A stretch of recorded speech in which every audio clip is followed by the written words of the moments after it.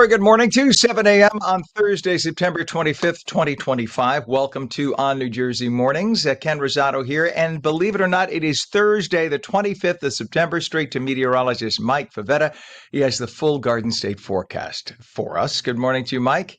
Good morning, Ken. What a wet start to the day. Soggy, humid even. It's going to be one of those afternoons where you'll feel like we're throwing it back to summertime with the amount of humidity and downpours that'll be around. Some heavier downpours occurring just moments ago, working their way off the shoreline through Monmouth and Ocean County. You see those blotchy areas of red. That's radar from about 20 minutes ago. Well, all those showers are moving out to the east, but there's more headed back in through the rest of the morning, even into this afternoon. You can see some light showers right now working through eastern Pennsylvania. They work their way to the north and east. And even some lightning detected within the last hour. This will replay, showing you that around 4 or 5 a.m., some big thunderstorms going through LBI, Island Beach State Park, even right there through Seaside.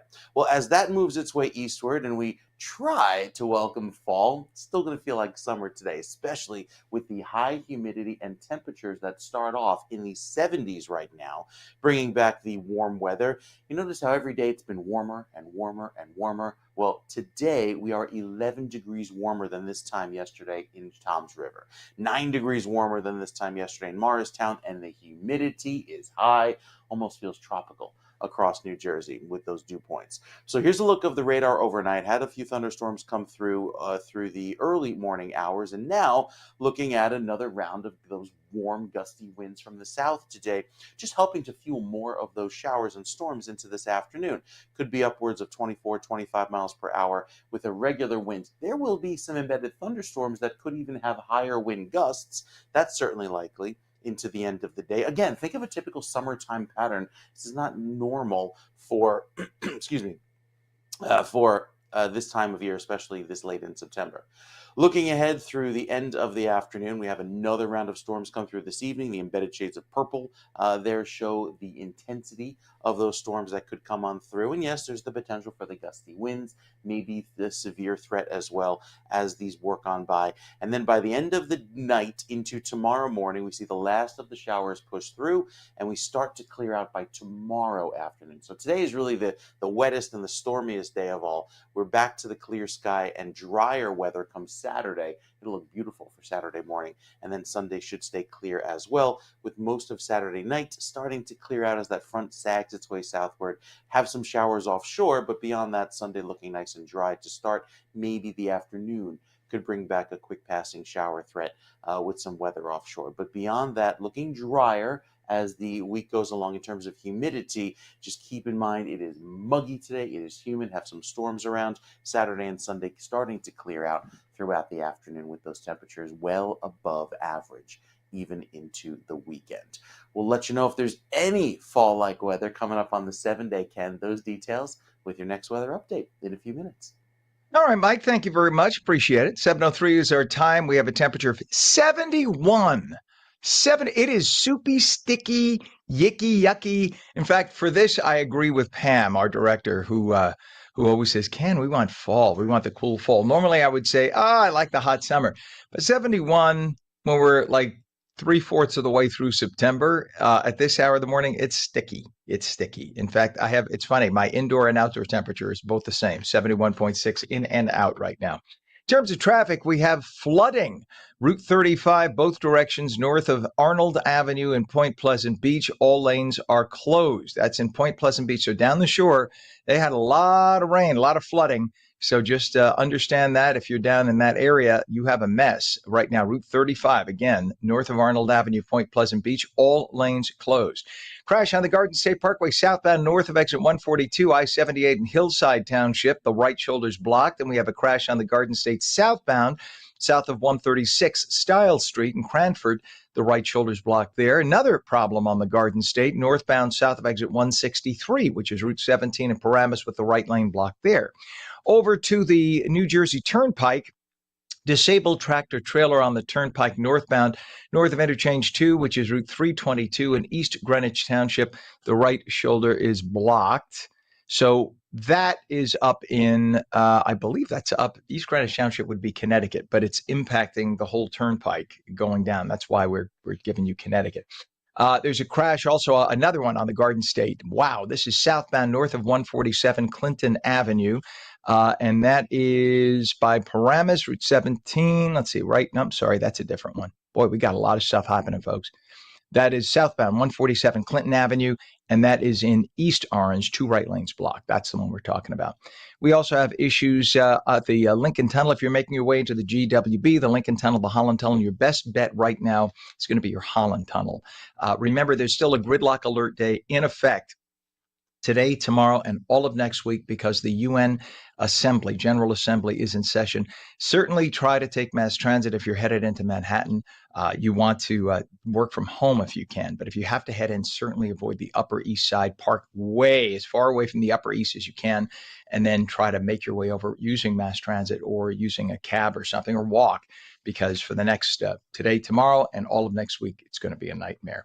The family of one of the victims of the January 29th fatal collision between an American Airlines regional jet and a U.S. Army helicopter that killed 67 people near Reagan National Airport has sued the airline, its subsidiary, and U.S. Government. The lawsuit was filed in U.S. District Court in Washington. It names PSA Airlines, which was operating the flight, saying the airline manipulated and abused the arrival rate system at the Washington airport in order to force in more of their arrivals per hour at the airport, despite its knowledge that doing so severely limited the margins for safety. So they're saying that the airline knowingly knew that they were pushing the boundaries by allowing many air landings in a tight time frame, knowing how busy that airport is. Other families are expected to join that lawsuit. The crash occurred just southeast of the airport over the Potomac River. You'll recall it happened in January. It was the deadliest U.S. air disaster in more than 20 years. Our time is 7:07. Good news in Camden, New Jersey, and it's rare that we get to say that, and I'm glad we get to say it. The city finally had its first summer in decades where there were no murders. So Camden, New Jersey had no murders for the first time in 50 years for a summer. Now, they have had murders since the beginning of the year. There were 8. But there have not, over the course of the summer, when there's a lot of gang activity, usually people out late at night, overnight. That's when you have drug deals and gang stuff, and you have shoot-ups and shootouts and whatever. That's usually when gang killings happen. And this is the first summer in 50 years because they had a lot of rules. They imposed curfews and things like that. Guess what? It works. So this is the first summer from June 21st to September 22nd, 2025. And thankfully, in Camden, there were no murders there. But again, a total of 8 homicides for the entire year, with arrests being made in 7 of the 8. So you'll recall, you see that says Camden County Police Department. That's because the Camden City Police Department was disbanded basically several years ago. The state put the control of the police in Camden in the arms of the county. And there's a big oversight that's going on there. So things are being done differently, and it seems to be working. Well, they just wanted to buy some food, but some late night customers at a food truck in Patterson were robbed at gunpoint instead. There were 3 people who were wearing masks and holding guns that robbed the customers at a food truck that was parked near Market Street around midnight. This is in Patterson, September 20th. So it happened over the weekend, Saturday night. An off-duty Patterson police officer happened to be working security detail nearby in his spare time, and he witnessed the incident. That's what made the robbers run away, or else who knows, they could have killed everybody. One of the 3 customers reported having $300 in cash stolen. Another had jewelry taken, and a third was robbed of her purse. Well, if you live in Jersey City and you want to know more about your candidates running for mayor, and you have a bunch actually in Jersey City, tonight's your night. Jersey City will host a mayoral candidate forum at the Jersey City Free Public Library. It's from 6:30 to 8:30 tonight. So try to get out there and check it out. You have McGreevy, one of the candidates there running. He's probably the most popular one. That's why he pops up in my head right now. But McGreevy, who of course is the former governor of New Jersey. Here's the coincidence between New York and New Jersey. You have New York City and Jersey City. In New York City, the former governor of New York, Andrew Cuomo, is running for mayor. In New Jersey, Jersey City, the former governor of New Jersey is running for mayor. There you go. So we'll see. But anyway, that's what's happening. If you want to talk to McGreevy or any of the candidates, and forgive me to the other candidates, you're welcome to come on. I'm just forgetting names off the top of my head. We're having issues with our teleprompter, so I'm reading. Seven. Let's see. So we have a total of 7 people have declared their candidacies for mayor of the Garden State's second most populous city, Jersey City. It's a beautiful city. A lot of heart and soul there, and good folks. An Irvington police officer was shot. 2 other people were hurt outside a motel in the township of Irvington. Officials say police were called to the Gallery Holiday Motel at 50 Ball Street. Somebody called in a report of a guy with a gun. The suspect allegedly shot at one of the officers as they arrived, and that officer returned fire. Everybody is expected to recover. It was a wild scene yesterday in Manhattan. I mean, if you think things are out of control now, just wait until you get a Mamdani mayor who defunds the police. This is with police. This is what happened. So a woman and her husband were visiting New York for a birthday celebration. It was, I believe, his birthday, the husband's birthday. And they flew in from Hamburg, Germany, and they're celebrating the husband's birthday together. Husband and wife. Should be a happy time. And some freak in a minivan with a license plate, a rear license plate that said Times Square. It wasn't even a legitimate license plate. Loses control. Who knows why? Either he was just crazy or he was frustrated because the traffic was just gridlocked. We told you it was going to be yesterday in Manhattan because of what's happening at the UN and the Upper East Side. Well, this freak in a minivan slammed into the couple. He killed the wife. In fact, he hit her so hard and ran over her that he nearly decapitated her. When police rushed to the scene, because there were police nearby, when they rushed to the scene, they found she had bled out. I don't mean to be gross, if you will, but this is a human being who was treated with such disrespect by this insane driver that she's just a visitor. Imagine how many times you've gone to Europe on vacation. So these are Europeans coming to New York on vacation to celebrate a birthday. And she gets hit by a guy in a minivan and nearly decapitated. She's gone. He's in stable condition in the hospital, but he had to be rushed to the hospital. He's 55. It was a green Toyota minivan. It had a vanity plate, again, like I said, Times Square. It happened just after 2:30 in the afternoon. It wasn't at night.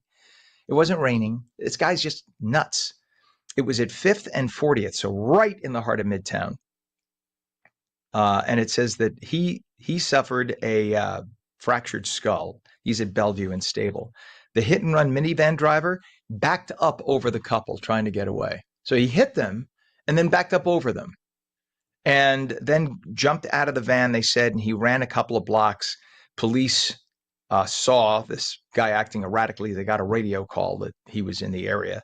So they did arrest him. And he said, I didn't drive any van, he was saying, but he was a mess at that point. So they arrested him. His name has not yet been released. Some good news, from sad news to good news. Exciting news for a New Jersey Roman Catholic bishop.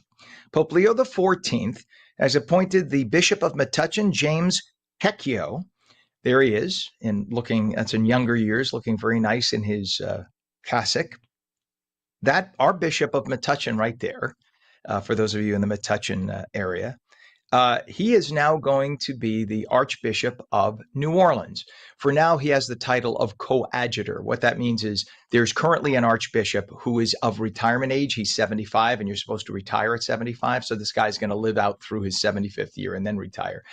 And then the man you see on the screen there, who is Bishop Cecchio, Checchio. In Italian, you pronounce it Cecchio. So he will now have the title of Archbishop, which is very big. Archbishop of New Orleans is a big promotion. Congratulations to our Metuchen bishop, now Archbishop Cecchio. So what happens is when the current Archbishop in New Orleans retires, which will be within the year, then automatically, when you are the coadjutor, that means you don't have to get any further notice. Automatically, you become the Archbishop. So that's him. That's a big deal. So congratulations, Bishop Cecchio, from a fellow priest. You're never formerly a priest, technically. I was a priest, but you're always a priest for life. So congratulations, my brother. And President Trump has replaced a portrait of Joe Biden. This is Republican humor, and Democrats simply don't get it. They're going apoplectic about this. Trump replaced a portrait of Joe Biden in the White House with a picture of an auto pen. So this, what you see there is something that was not there before President Trump. It's like a Hall of Fame of presidents. So it's not an official gallery. President Trump decided to create this gallery, and he put an auto pen between the two Trump pictures. And why did he do that? He did that because we know now that of the million or so documents signed by Biden, only a handful were actually signed by him. The rest were signed by the auto pen. Traditionally, the only time a president uses an auto pen is if they're out of town and they need to have something signed that's like a critical document. You don't have everything signed by auto pen. So that's why it's a little suspicious. And that's why the Republicans are saying, did all these things that get signed, are they legit? Because President Biden didn't sign them. And if people who say, well, that's not an essential part of the process. Okay, then why have it happen at all? If it's not essential that the president sign a document, in other words, the executive branch puts its imprimatur on what the legislative branch sends over, then why have it at all? So there's got to be a further investigation, because think about this. President Biden's pardon of thousands of criminals, thousands, many of whom were murderers, by the way. His pardon of thousands of criminals, that was done by auto pen. So who authorized the auto pen? But yet when he pardoned his son, not Bo, but Hunter, when he pardoned Hunter, he did that manually. Why? Why is it that they let the auto pen sign all these people he doesn't even know the names of, which technically invalidates it? But yet when it came to his own son, he signed it by hand. Why? Think about that. I am thinking about it, and I think it makes it totally illegit, but you tell me if I'm wrong, and I could be. All right, it is now 72 degrees, and when we come back, we're going to talk a lot. We have more news, actually. We're going to have showers and thunderstorms today. Highs mid-70s. Meteorologist Mike Favetta returns with a full Garden State forecast. We'll take calls at 888-658-0234. You're watching ONNJ Mornings. Don't go away.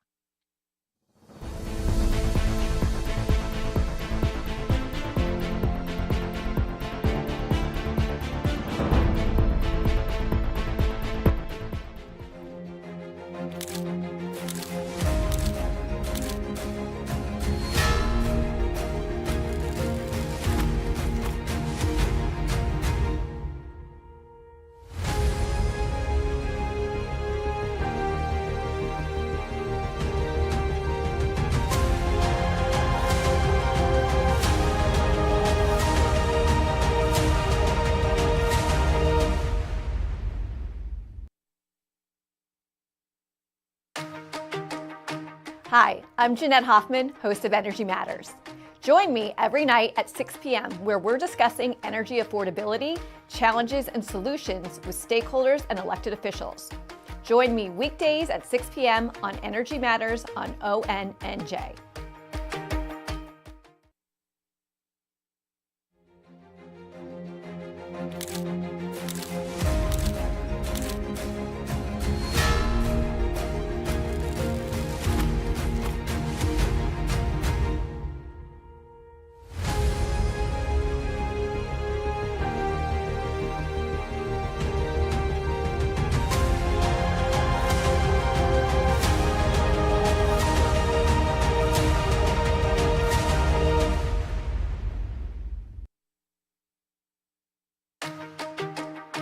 Hi, I'm Jeanette Hoffman, host of Energy Matters.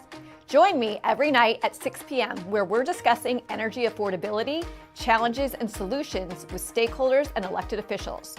Join me weekdays at 6 p.m. on Energy Matters on ONNJ.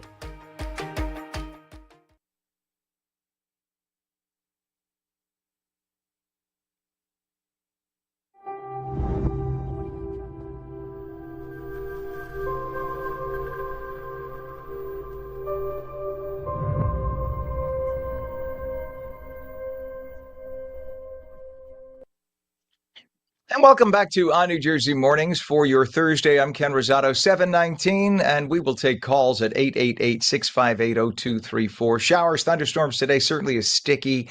Highs in the mid-70s. Mike, we have accidents and flooding through parts of the state. I mean, who knew down the shore, down in Point Pleasant, there, they have a highway shut down right now, Route 35, both directions at Arnold Avenue, Point Pleasant Beach. All lanes are closed due to flooding.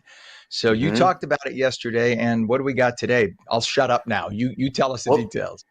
These are the first round of storms. There's another round coming for the evening rush. So kind of bookending today's commutes this morning. Yes, some heavy downpours came through. That was the cell that worked its way through Point Pleasant. Took its time as it gave some heavy rains there through the southern end of Monmouth County. But even through the rest of the day, while there's a break in the worst of the action, there's another round that comes in later on, closer to 4 or 5 o'clock into this evening. Temperatures today will be a little bit cooler, but you feel the energy in the air. Muggy, sticky, humid weather as temperatures begin in the 70s and stay there. The visibility, it'll improve through this afternoon. Right now, we're about 5 to 7 miles, but that's just due to those heavy rains that came on by. And with that, we have the potential for another round of widespread in 1 inch of rain that'll fall throughout the course of today. As was the case this morning, it seems like that inch fell in just a matter of minutes, and there was that cell working its way through Point Pleasant earlier this morning, just before 4 or 5 a.m., causing that highway to be shut down. As far as the remainder of the day, there's a little bit of a break in the action, middle of the afternoon, might even get a break of sun, temperatures warm a little bit, and then that just fuels the storms for later on today that work on through closer to 5 and 6 this evening. The humidity is high, so there's plenty of energy and moisture in the atmosphere for those big downpours to come through. Have to wait until tomorrow afternoon to get a little bit of relief with the drier weather as the front sags south. Throughout Saturday morning, that will drop our humidity into Saturday afternoon, but then we get another resurgence by Sunday as another round of rain comes in, gentler showers by the end of the day on Sunday. And that once that clears, I think we're clear sailing into Monday and Tuesday. Waiting to see where these two new tropical systems may go. We had Umberto that formed last night, and then Imelda's forecast to form later today. And while they're not expected to be direct impacts to New Jersey, just their vicinity could give us some extra clouds and maybe some beach erosion as we head into next week. So those are ones to watch. This weekend starts off nice and sunny. I think we get more clear sky throughout the day on Saturday with drier weather, but Sunday may actually turn a little wet by the end of the day. So some changes here to the forecast, which always happen this time of year with these tropical systems that seem to pop up out of thin air and rapidly intensify. That's kind of the new theme of weather, of how fast these tropical systems are developing, intensifying, something that a computer model has a very hard time to do because it tends to look at sort of all the variables in the atmosphere. And given how warm the oceans have been, how energized these storms can get, it's something that, well, scientists and researchers are working on, determining just how to make these forecast models a little bit better to work on this rapid intensification issue. And over the years, just from listening, that's all. Not that I'm a meteorologist, far from it, Mike. If you have a second to indulge me, Mm-hmm. um, a half a degree difference in an ocean temperature could make a massive difference, right? In terms of Sure. evaporative stuff with the water going up, the energy from the ocean. And then you have, I didn't even realize this until just paying attention over the years, shallower parts of the ocean floor. We think of it as miles deep, but even if it's a half a Mm, mile difference, well, that means that the water above it will be a little warmer, right? Because it right. warms quicker from the sun. And I mean, these are things that True. the average listener doesn't take, we don't usually pay attention to. That's for you guys to deal with. But so all you need is a patch of cold and a patch of warm, and then you have a clash of Right. temperatures and you have condensation. Just like taking a And one cold. thing, so well, you're right. There's ocean temperatures is a big part of it, especially this year. One thing that is uncommon about so far this year's hurricane season is we haven't had the big storms in the Atlantic, which tends to mix up the ocean, so Mm-hmm. you don't have the warm layer on top that the hurricanes feed on, and the cooler weather below. The cooler water temperatures 100 feet below, there hasn't been much activity, so the ocean is really warm and has that really warm surface layer, and so that's allowing all of that evaporation, all that energy to feed the storms as they develop quickly, it seems like. So we'll talk more about that in the next weather update with Yeah. all of the models and show you the tracks coming up.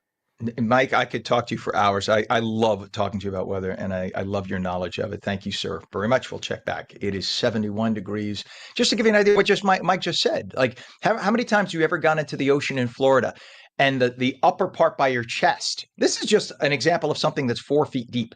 The upper part of the water by your chest feels warmer, and then by your feet, it's cold. Well, that's only in 4 or 5 feet. Imagine take that out to miles of depth, how cold it is down below and warm it is above. And as Mike was saying, you almost need a storm to churn it up, and we haven't gotten it. Just a reminder that Hurricane Andrew, an A storm, meaning it was the first of the season, Hurricane Andrew happened in the early 90s at late in the season. I mean, what we think of as late in the season, it was still toward the end of the middle of the hurricane season, which ends in November.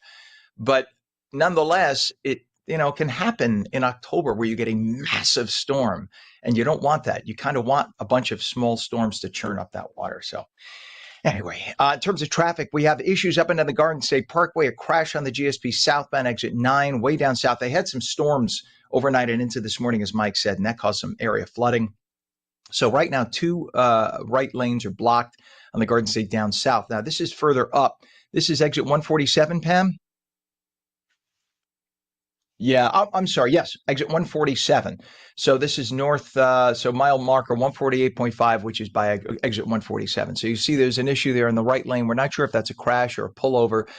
Nonetheless, it looks like it's probably a crash because they have multiple lights set up there, but that's causing a slowdown as you go through that area. So now you're in the area of the Oranges by East Orange or just before East Orange. So be aware of that. That's headed northbound.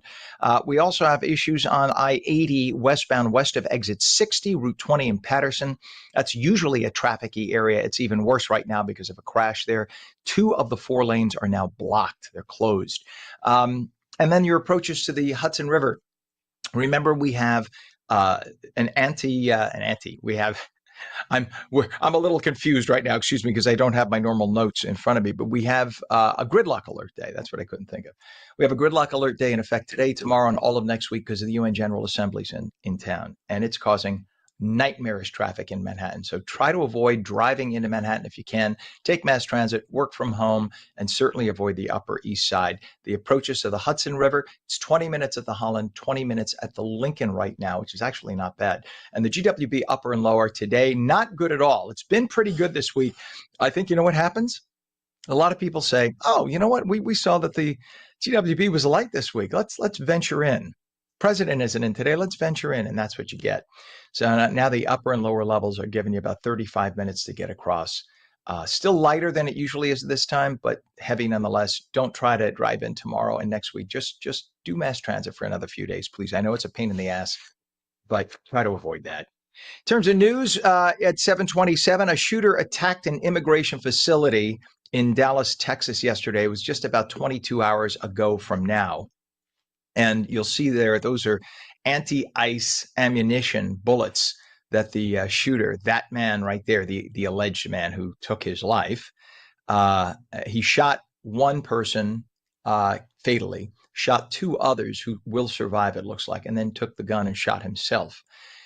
He comes from a radicalized leftist family. The way the friends of the family, this is their description on social media. They say that this is people who know them on X, said a multiracial left-wing family. I know lots of multiracial people who are not left-wing, right-wing, or in any way extremist, but nonetheless, that's the way they described it. So Asian and I guess European mix, not that means a thing. That's just pointed out on X. And his sister is a sort of radical leftist lesbian who has pictures that are really in your face on her website, again, pointed out by friends. So the family is far from MAGA-loving Trump supporters. And this came a day after Governor Newsom was talking about existential threat and whatnot. And so, the more the left keeps doubling and tripling, quadrupling down on the right being existential threats, the more you're going to get freaks like this who allegedly shoot things up. So just beware of that.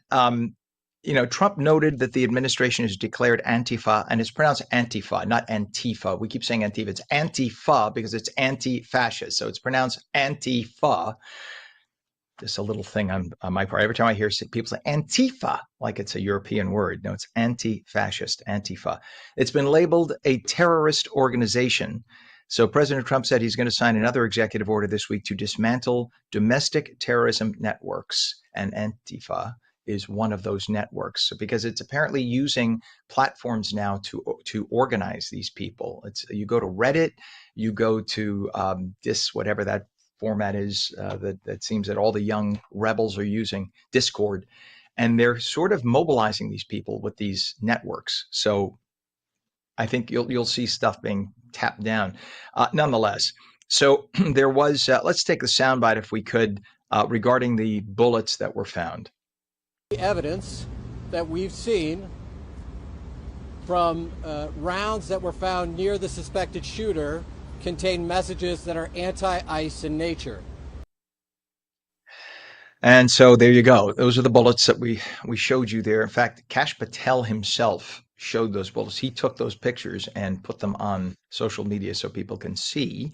This guy was clearly a left-wing radical. That does not mean people on the left are all that way. I know lots of people on the left who are perfectly lovely people and will have a nice discussion with you. But unfortunately, more and more are becoming radicalized like that. And yesterday, Vice President J.D. Vance lashed out at Governor Newsom, accusing the Democratic California governor of encouraging crazy people like that to attack law enforcement hours after the morning ICE shooting. Listen up. Because here's what happens when Democrats like Gavin Newsom did say that these people are part of an authoritarian government. When the left-wing media lies about what they're doing, when they lie about who they're arresting, when they lie about the actual job of law enforcement, what they're doing is encouraging crazy people to go and commit violence. You don't have to agree with my immigration policies. You don't have to agree with Donald Trump's immigration policies.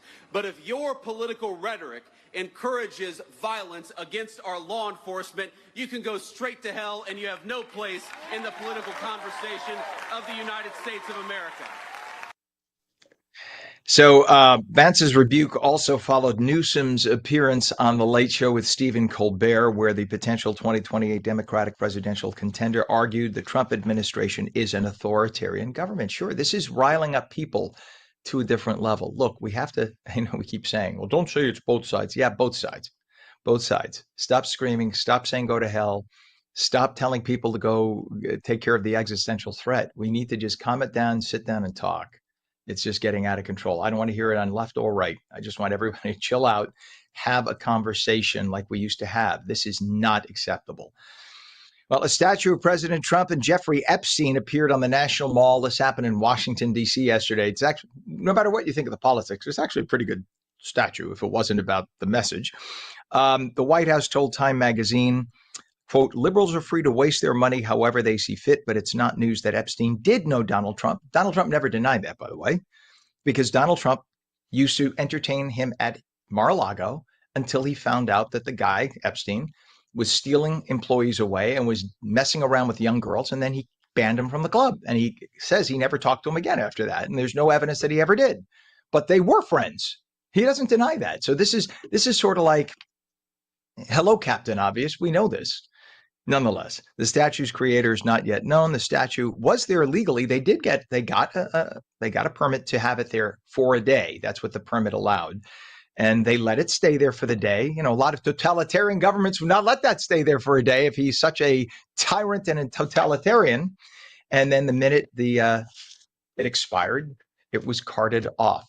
But from an art perspective, it is what it is. This is America. That is freedom of speech that is allowed. Telling people that you want them dead, that is not allowable freedom of speech. That is not First Amendment protected. But that statue is. So there it is. Okay. You don't like it, you don't have to look at it. I wouldn't look at it, but somebody may think it's awesome and take selfies in front of it, and that's America. For that, I would defend your right to put whatever statue up that you want, as long as it doesn't depict somebody getting hurt or killed. It is what it is. This is America, folks. 7:34, we have a gridlock alert week in Manhattan. When we come back, we'll check back with the latest traffic, also the latest weather. Lots of that, of course. And it's going to be thundery for much of the day. Meteorologist Mike Favetta will tell us all about that. And also defending the indefensible. Is everybody entitled to have a defense? Well, yeah. There's a guy who's going to come on. He's a defense attorney. I have like 5 defense attorneys in my family who would argue on his behalf as well. We will speak with that defense attorney. He makes himself available to what we would call the deplorable defendants who most other lawyers want no part in defending. And our phone lines are wide open. We'll take your calls at 888-658-0234. You're watching On New Jersey Mornings, seen daily at ONNJ.com, Roku, Fire TV, News on Samsung TV Plus, Apple TV, YouTube, Facebook, and X. We're also streamed live on Substack, Rumble, and Twitch. We're coming right back.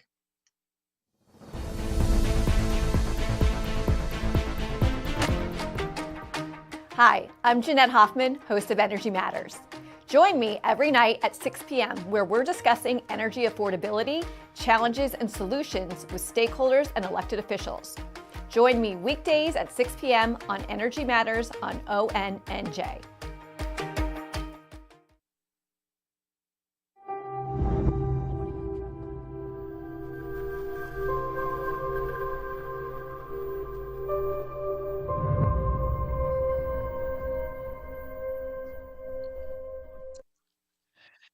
Good morning. Sticky, sticky, sticky it is outside. 72 degrees at 7:35. I'm Ken Rosato, and welcome back to On New Jersey Morning. Showers, thunderstorms today. Highs mid-70s, so it's not going to get much warmer than today, but you will feel all of the stickiness with the storms and the nastiness all day long. Meteorologist Mike Favetta with a detailed Garden State forecast. Good morning to you, Mike.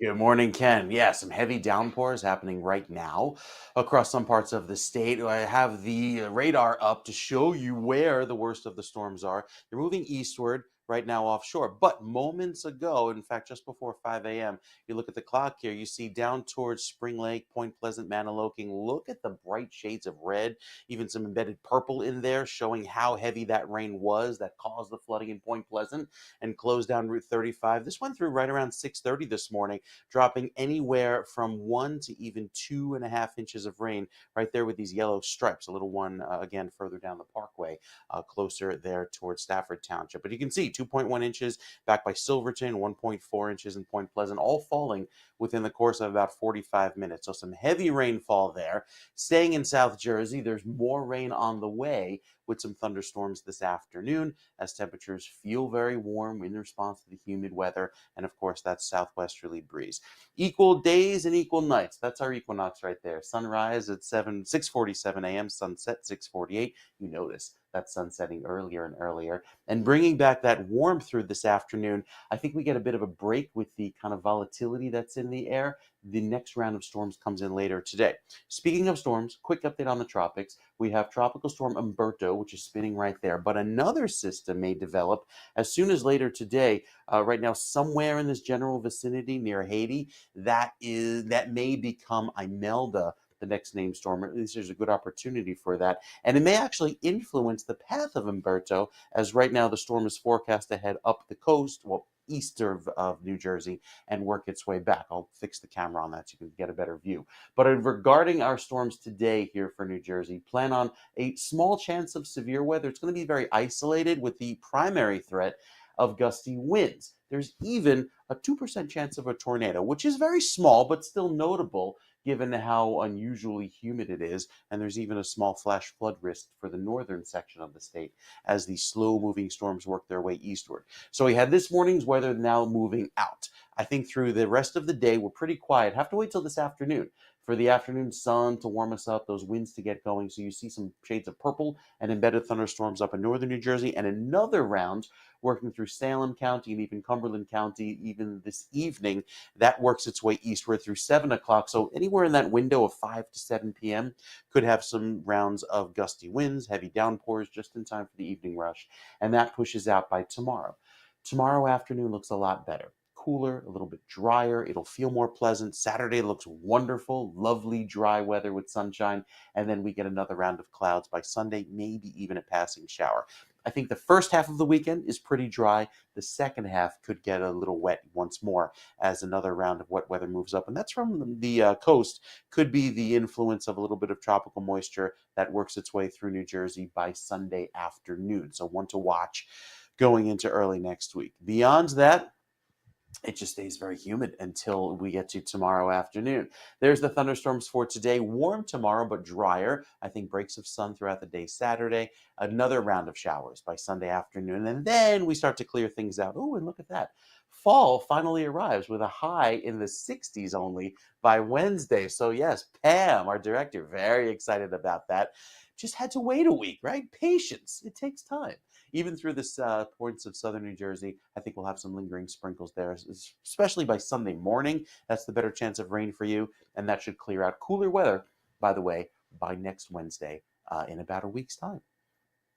All right, I'm getting to Australia. I will not deal with this 60-degree nonsense. I don't know when it started, but I will not adhere to this rule. I'm sorry. Pam is screaming in my ear right now. She loves it.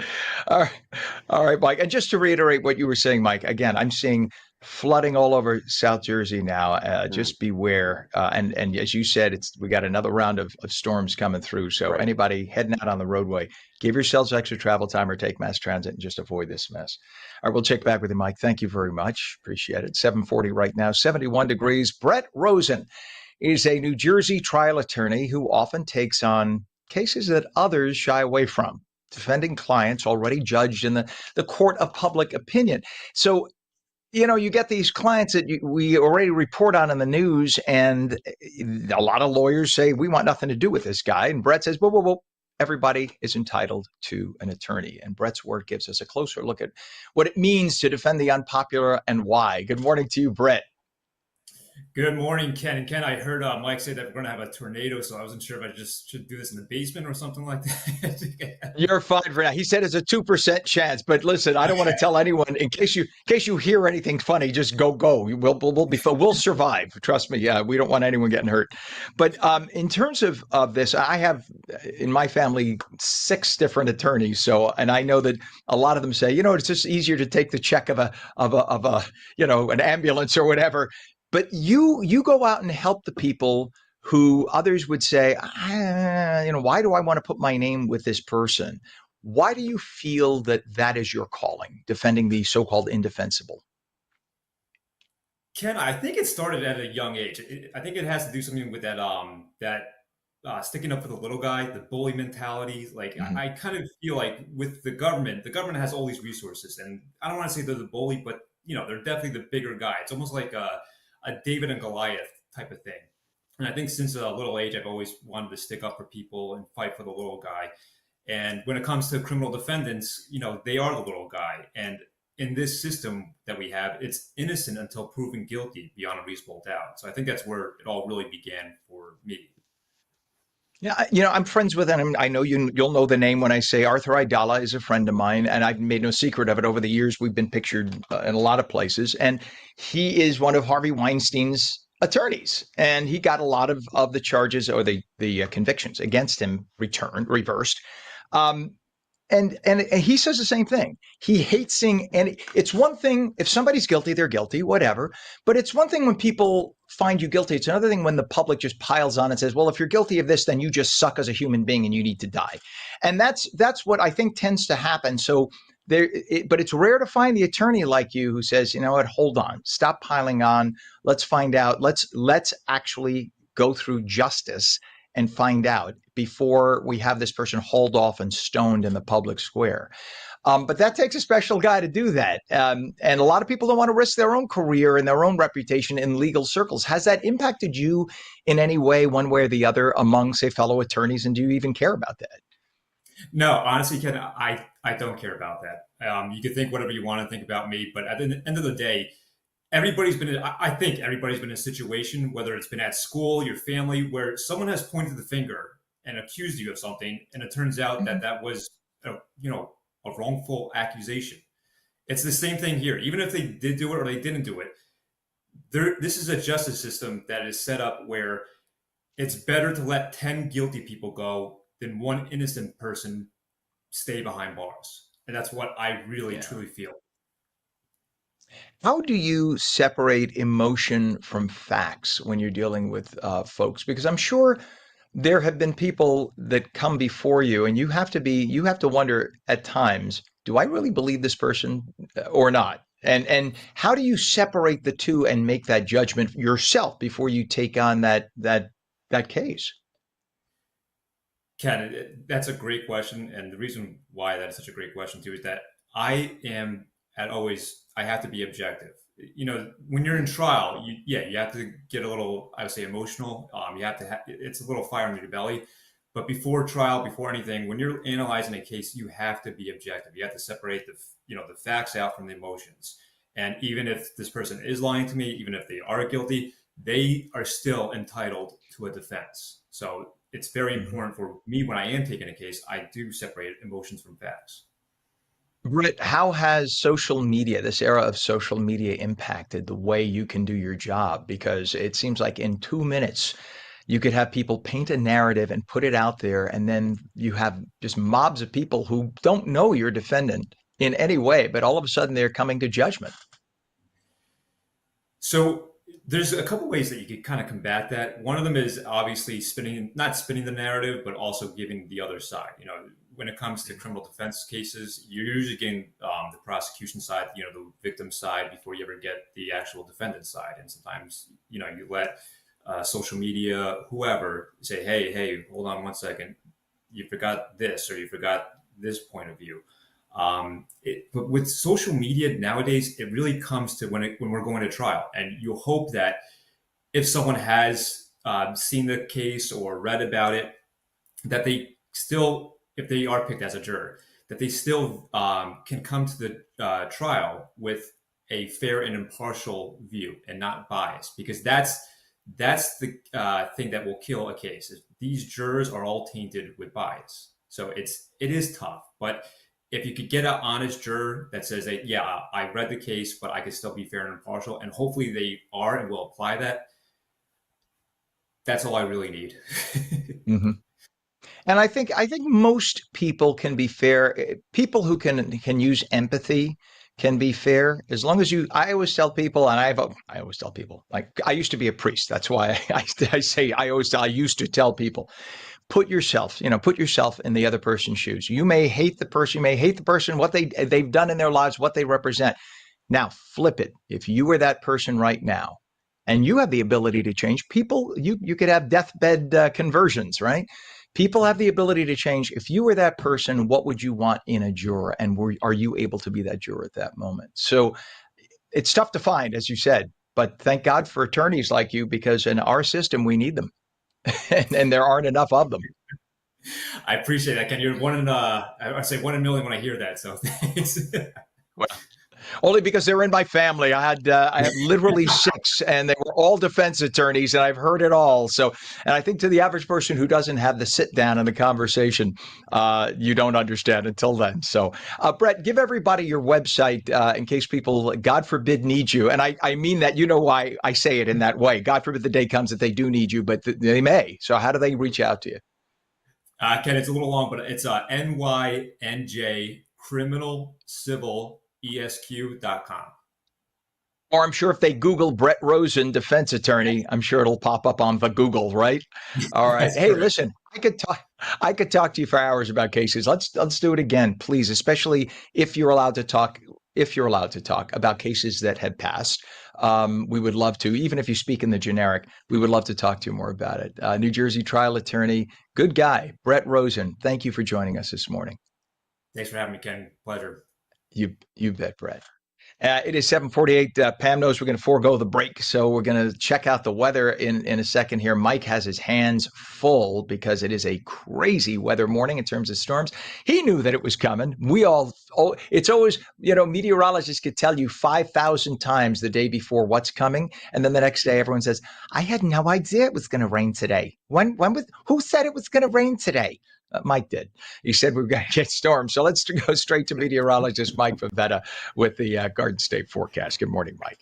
Well, when you put it that bluntly, yeah, Mike did. Don't you hate that, though? I hate it when people say, no one said it was going to rain. Yeah, they said like 538 times, but you were like getting coffee, and I get it. It's okay. All right.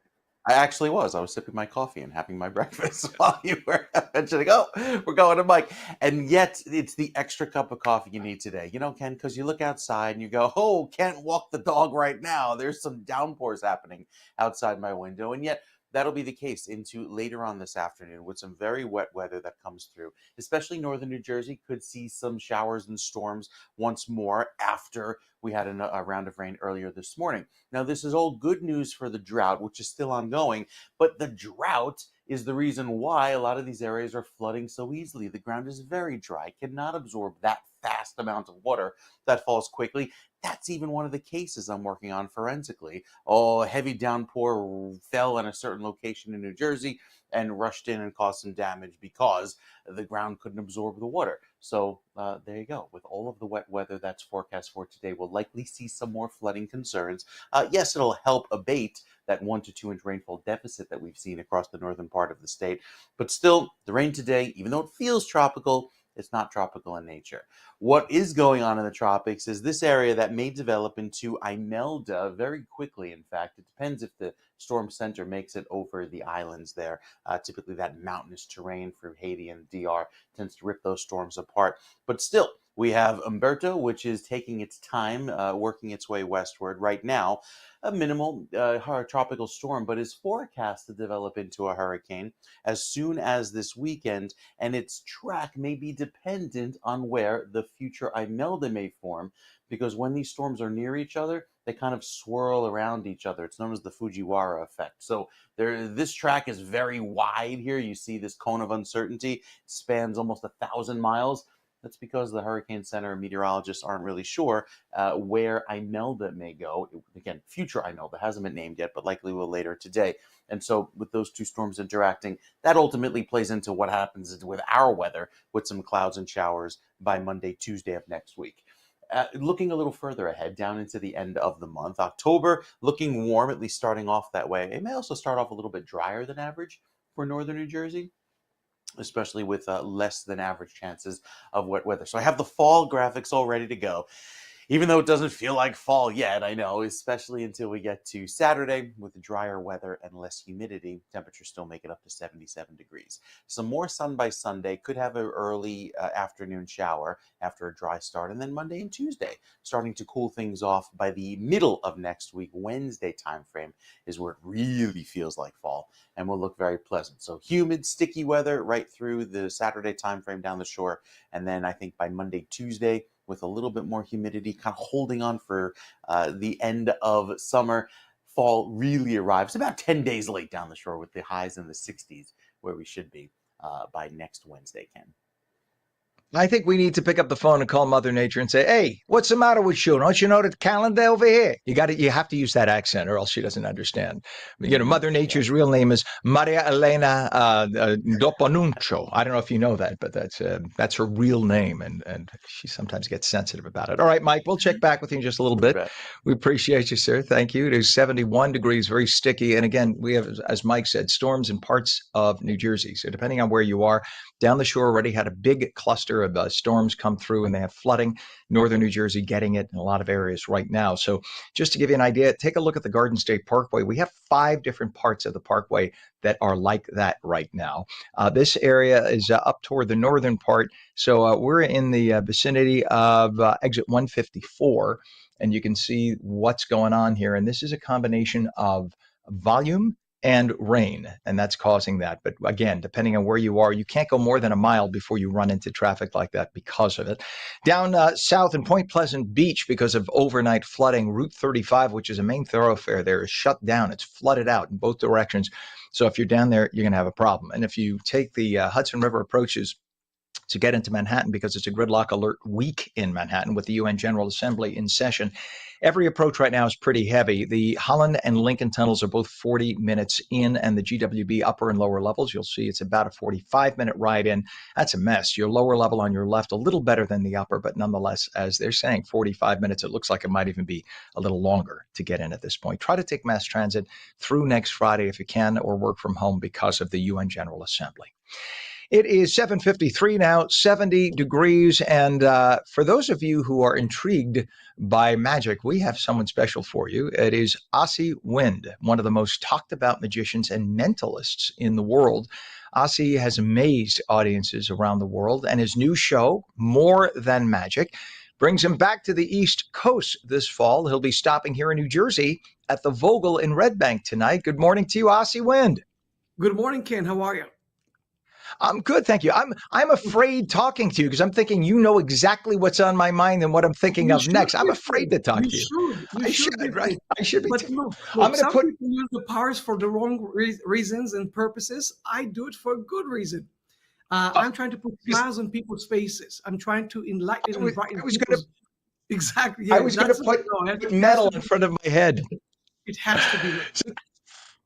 Does it ever bother you, by the way, Asi, when people introduce you as a magician or you introduce yourself and the first thing they say, "Oh, you're a magician, do me a trick." That must tick you off deep down. As long as they pay, I have no problem with it.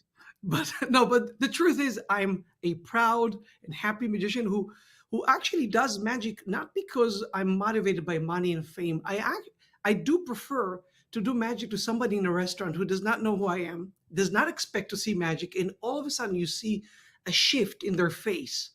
And it's a gift. I think it's one of the greatest things we can do is share the things we love and care about for no other reason than just sharing, doing something beautiful. I don't know. And honestly, I mean, if you think about it, magicians, you're a part of one of the ancient crafts. Magic, Right. for people who don't realize, people who read the Bible, you'll know, when we talk about the Magi who came to baby Jesus, they were referred to as magicians, the Magi. These are people who could create miracles, etc. So magicians have gone back thousands of years. It's a fantastic art form. You are correct. So that I'm right. So more than magic, what does that title mean to you? Because think about for those watching, think about what the title is, more than magic. What sets this tour apart from the past performances you've done, Asi? So I would like to say something about what you just said. First, about the history. Some people say that magicians are the oldest profession. And there's real evidence in the pyramids in Egypt. There's actually a description of how to do the trick, meaning there's a description of the secret, right? So turns out that even back then, they needed to do some trickery, something to make those miracles work. Now, it depends on your beliefs. I mean, some of those things are as old as like the cups and bowls, right? Things like that. Why do we call this more than magic? Because I believe that some magicians, they do a magic show to wow you, to make you go, wow, I have no idea how you did that. I'm trying to go beyond that. I'm trying to remind people in my show that they are magic. They possess magic. I share some biographical elements, stories from my life. For example, you know how many people told me, give it up. You shouldn't do it. And I, despite their discouragements, I went and did it anyway because I followed my heart. It's not that I'm telling everybody, quit your jobs, do what you want to do, but at least give yourself a bit more permission to do the things you really care about. And you can do magic in whatever manifestation or whatever capacity you want to make it.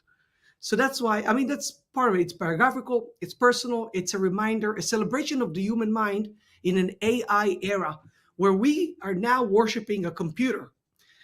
So that's kind of the message. Yeah, I mean, think about it. It's sort of magic every day. Nobody knows what it looks like on a micro level, right? That's these little electronic brains that are processing the data, and they're doing it nonstop. So we're sort of putting our faith in the magic that is a microprocessor. We assume it works a certain way. We don't really know, right? For what we know. Now there must be a lot of pressure because you are called a magician's magician. So when other magicians finish their shows, they would come and watch you, right? And get wowed by you, if you will. What's it like performing in front of other magicians? Because that must be a little more high pressure. Yeah, actually not. I'll tell you something that's quite amazing, Ken, about the Brotherhood of Magic. I was once in Bangkok doing a gig, and I just put on Facebook, hey, are there any magicians in the area? Within an hour, 20 magicians came to the lobby, and we went to eat, and we jammed with cards until like 4 a.m. And whoever saw us, I never met them, by the way, first time ever, they would think we're best friends. I think there's a strong brotherhood that Adam Gopnik says that in the New Yorker, that he has never seen a brotherhood stronger than magicians. You've seen it within chefs, but not so much with actors, not so much with singers, but magicians, absolutely. So I love performing for magicians because they're my brothers and sisters. It's a place where we, all the nerds, all the people who were told, you shouldn't do this, are gathered and doing what they love most, and I love it. I never feel intimidated even one bit performing for magicians. I love it.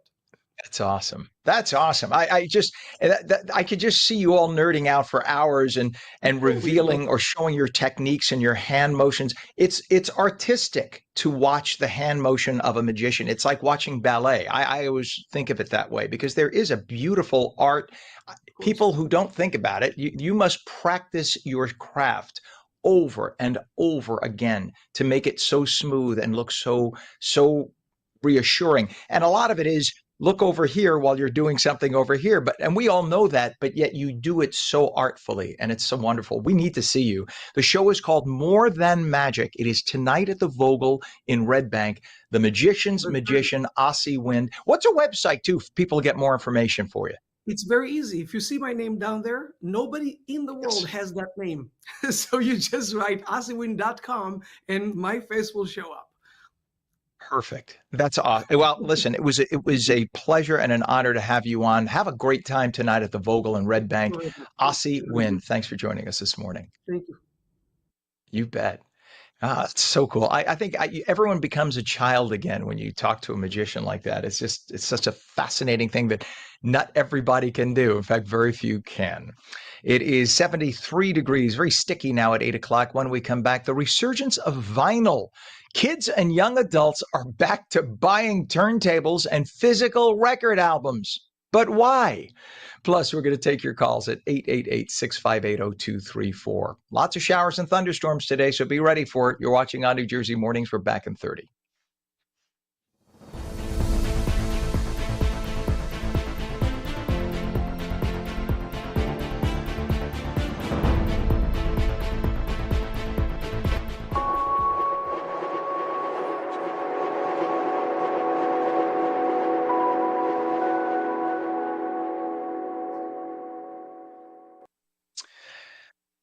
Good morning to you. It is 8:01, Thursday, September 25th, 2025. Welcome back to On New Jersey Mornings. I'm Ken Rosato. We will take your calls at 888-658-0234. Showers and thunderstorms today, highs mid-70s. We're almost there right now. We're in the lower part of the mid-70s, but it's just going to stay sticky and cloudy and nasty today. Meteorologist Mike Favetta, don't you like the way I toss it to you with that gloom and doom? But nonetheless, we need this rain, don't we?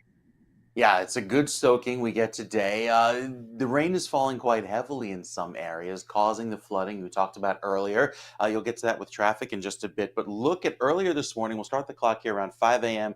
And you see the downpours, the shades of red, the lightning embedded with these storms as those storms intensify, moving over Monmouth and Ocean County. Those cells dropped anywhere from 2 to 3 inches of rain in a very short amount of time. Now our temperatures remain in the mid-70s. It is very muggy, warmer than this time yesterday by several degrees, and the humidity is quite high. It feels tropical around New Jersey. These are the showers and storms that moved through last night. We have another round on the way that don't really get here until later on this afternoon, so there are several hours of just quiet weather with the cloudy skies, the gusty winds out of the south, a warm, humid wind today, helping to fuel those storms later on this afternoon. Some of the storms later today could be severe, reaching those severe limits with the gusty winds, maybe a possible isolated tornado. That's possible. So once we get after 2, 3 o'clock, you see those storms develop there in northern New Jersey, another line stretching down across the southern part of the state, all moving eastward through 7, 8 o'clock tonight. So just after the evening commute, likely see that wet weather get going, and even into tomorrow morning, residual showers through the morning hours. Tomorrow afternoon starts to clear. I think we'll get a few breaks in the clouds. Could be another passing rogue shower or storm as the front clears out. But I think we get some sun by the end of the day tomorrow. Cooler weather, slightly drier weather too, with a northerly breeze, sending temperatures down into the 50s by Saturday morning, only to rebound into the mid-70s by Saturday afternoon because some clouds return. The winds move in from the east, and that actually brings in another round of light rain by Sunday late morning, early afternoon. It gets going first across the southern part of the state and might work its way northward across New Jersey. It's a hit or miss shower, I think, for Sunday, but Saturday definitely looking like the drier half of the weekend before more humidity comes in for Sunday. So until we get to that point, plan on the humid, cloudy weather for today, little break of sun tomorrow, and then drier weather arrives about a week from now. It'll feel very pleasant by next Wednesday when fall will feel like it's here. We'll give you those details coming up with the 7-day forecast, Ken, in just a few minutes.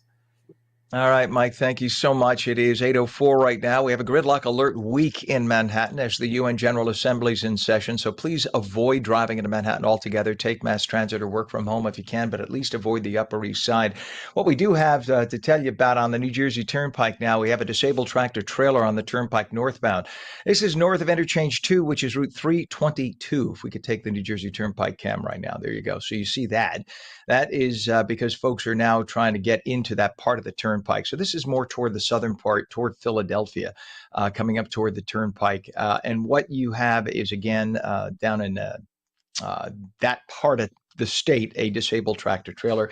And this is all because you had more storms, heavy storms focused in the early morning hours in southern New Jersey and toward Philadelphia. So as a result, there are more accidents and delays in that area. We also have a disabled vehicle now on I-80 eastbound at exit 58, Madison Avenue in Patterson. The right lane of the 3 lanes there closed. We have 287 crash southbound, south of exit 33, which is Harder Road in Harding Township. The left lane is closed there. Crashes up and down the Garden State Parkway. My goodness, a lot of them toward exit 40 and below. I'm noticing we have 3 reported south of exit 40. So that's as you go down the shore. In fact, flooding reported down in Point Pleasant Beach, Route 35, northbound, north of Route 88, Point Pleasant Beach. The ramp lane is closed, and there's a section of Route 35 in Point Pleasant Beach closed in both directions due to flooding. They had a lot of rain on the overnight. Your approaches to the Hudson River right now, all pretty heavy. We're told it's 25 to 30 at the Holland, 30 to 35 at the Lincoln. We take a look at the GWB upper and lower levels, pretty heavy, but they are moving 35 to 40 minutes right now being reported. Upper level on the right, lower level on the left. Well, believe it or not, in 2025, vinyl is booming, not just with older record collectors, but among teens and young adults. You're talking to a guy who used to be a club DJ back in the day. So I used to actually I used to carry crates of 12-inch recordings on albums for those who say, well, what's a record? Record stores are popping up again. Artists from Taylor Swift to Bruce Springsteen are releasing albums on vinyl. And events like Record Riots are leading the way. Record Riots is the largest network of vinyl events in the entire country with over 25 locations across 8 states, including 6 right here in New Jersey. And Stephen Greitzen is the founder of Record Riots. Good morning, Stephen. Good morning, Ken. How are you? Good. I want to make sure, is it Stephen or Stefan? How do you go by your name? Stephen Greitzen. It's Greitzen. Forgive me. I'm sorry. And you know what, Pam, our director, just said it in my ears while I was going on. I thought you said Greitzen. I apologize. Stephen Greitzen. Okay, let me get that right because we want to talk to you about this. Stephen, a decade ago, would you have believed that vinyl would have blasted back on the scene like this? When I was in my 20s, that's all we did. I had crates of 12-inch vinyl records. And when they went to CDs and then to MP3s, we thought that was all gone. So did you think this would ever happen? Well, they never really went away, but I think the large scale resurgence is a surprise, and it's a lot of fun. And it's fueled by young people. Yeah, that's the amazing thing. Why do you think young people are connecting with vinyl so much? I think it might be a kickback against technology. I think that the cover, the sound, and it's a trend. It's a fashion trend. I think people put records up on their mantle, in their bedroom, on their wall. I think there's such a love of music, and there's a coldness to streaming and downloading. I think, touching the item and caressing it in a sense, I think people love it. And, Stephen, you're probably like me. When I was a kid, the most exciting thing was a Saturday morning, if my mom had the time, She would take me down. I lived in New Rochelle, New York, and we had a record store downtown. And to walk into, I could picture it like it was yesterday. I'm 58. So 50 years ago, you walked into that record store and you had thousands, you had rack after rack after rack. And you had the 45s and you had the LPs, and to smell the smell, it's like walking into a bookstore for somebody who loves books, right? You can download a book, but you go into the bookstore and you smell it. There's an excitement to it. So do you think that maybe that had, as you're mentioning, you said, yeah, there's something that's about the tactile the quality of touching the album, seeing the grooves, the magic of putting it on a turntable and hearing the music come out. It is fascinating. But to think that young people would be behind it is even more surprising to me. Yes, I think people are yearning to connect in a community. And I think there's a lot of that with record stores because even though we run record shows, we support record stores also. And record riots in every market that we're in, it's a lot of parents with their kids, fathers coming with their kids to buy Green Day records, and mothers with 2 or 3 daughters buying Harry Styles and Taylor Swift.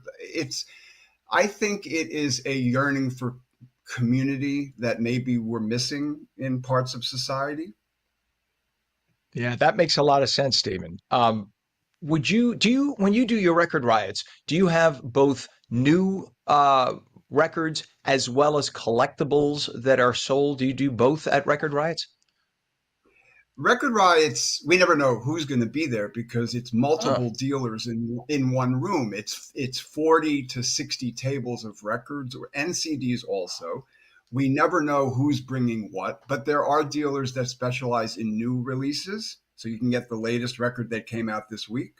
And there's guys that specialize in hip hop. There's other guys that specialize in psychedelic rock, stuff from the 60s, singer songwriter. You don't know. And it's a bit like a flea market in the sense that you don't know what you're going to find. And people love that. It's a lot of fun. mhm. Oh, I think so. I'm getting excited just talking about it because I could remember back in the day. I mean, I wanted to be a DJ so badly, and I became a radio DJ. Worked for a bunch of big top 40 stations throughout the tri-state and up in Albany and Long Island. I was at WBLI FM on Long Island for a bunch of years and as a disc jockey. So it's exciting even now at my age. I think back to those years, and it was a lot of fun. Because think I about it, think, music. Go ahead. I'm sorry.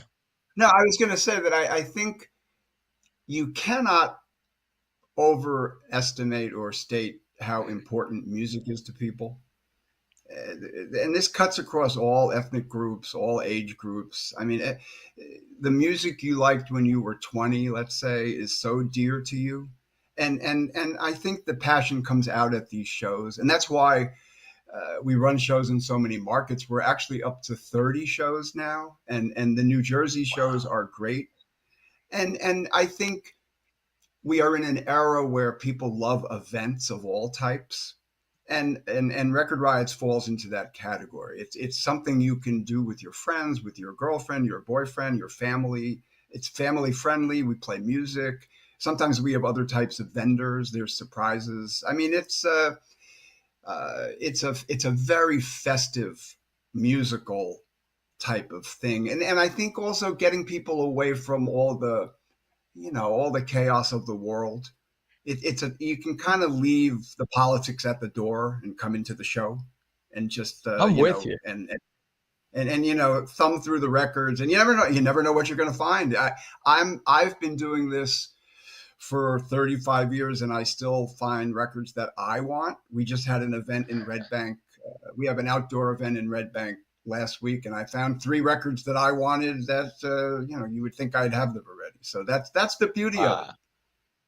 That's so cool. And Stephen, I have a little theory as to why the labels are getting behind it. And that is, I think with the advent of Pro Tools and how you have young people who literally can go in mommy and daddy's garage or basement and can cut a recording that sounds like what somebody would have done in a commercial studio for $50,000 30 years ago, and they could make it happen with Pro Tools in the garage. It's just so amazing what they're able to do. But what they can't do, they don't have access to something that can press out vinyl. They could create a digital footprint that they could send you a file, but they can't press out vinyl. The labels can still do that. So I think as the record labels see that, well, we could go back to this and only we have access to the presses to do this, that kind of brings them back, because a lot of the labels were on the verge of just death. And this might give them a little resurgence. But what say you about that? It's an interesting point, but here's the fact. There are so many vinyl records being pressed today that there's a huge backlog, and they're pressing things in Europe. There's not that many pressing plants. It costs a lot to start a new pressing plant. So Sure. It takes a long time to get your record pressed if it's a local, because you're sort of getting in line with Paul McCartney, and you're getting in line with Taylor Swift, and you're getting in line with Metallica, and it's a wild time. No one could have predicted this, and our shows and other shows, because there are other record shows around the country. There's vinyl events going on in bars and restaurants and outdoor spaces, and it's not just us. I mean, we're part of a movement that's really communal and fun. You know what, Stephen? I love that you love this. And I can tell it's a passion. You could see it and you could feel it. I love that you're living your passion and sharing it, and so many people love it too. What's a website for more information, Stephen? You can go to www.recordriots.com. We're in Jersey City this Saturday at the Grove Street Path, beautiful Jersey City, and then October 11th on Saturday, Tom's River. So just for your Jersey people, we have 2 Jersey shows coming up. And thank you for having me on. And yes, it's a passion. And you know what the biggest passion is? The kids. The kids with their parents. I love it. I love it. Give them a reason to get together with their parents again, right? And spend some time, as opposed to stupid digital time on the phone. Please come back again, Stephen. It was such a pleasure. And yes, getting us away from politics and talk about politics today. It was refreshing. Thank you for coming on today. We appreciate you. Thank you, Ken. You bet. Have a great day. Yeah, boy, just talking about it. I don't know if you see the glow on my face right now. I really feel like it's a throwback to 50 years ago, and walking in downtown Main Street, New Rochelle. We had a little record store, and just walking in, you had to walk to the right and to the left and down some steps, and the smell of the vinyl. It's an exciting thing. And hopefully the rediscovery will continue. It is 8:16 right now. We have a sticky 73 degrees. And when we come back, a best-selling author and school psychologist is here to talk about his book, The Central Park Irregulars. Showers, thunderstorms today, highs mid-70s. Meteorologist Mike Favetta returns with the full Garden State forecast you need to pay attention to. You're watching ONNJ Mornings. Don't go away.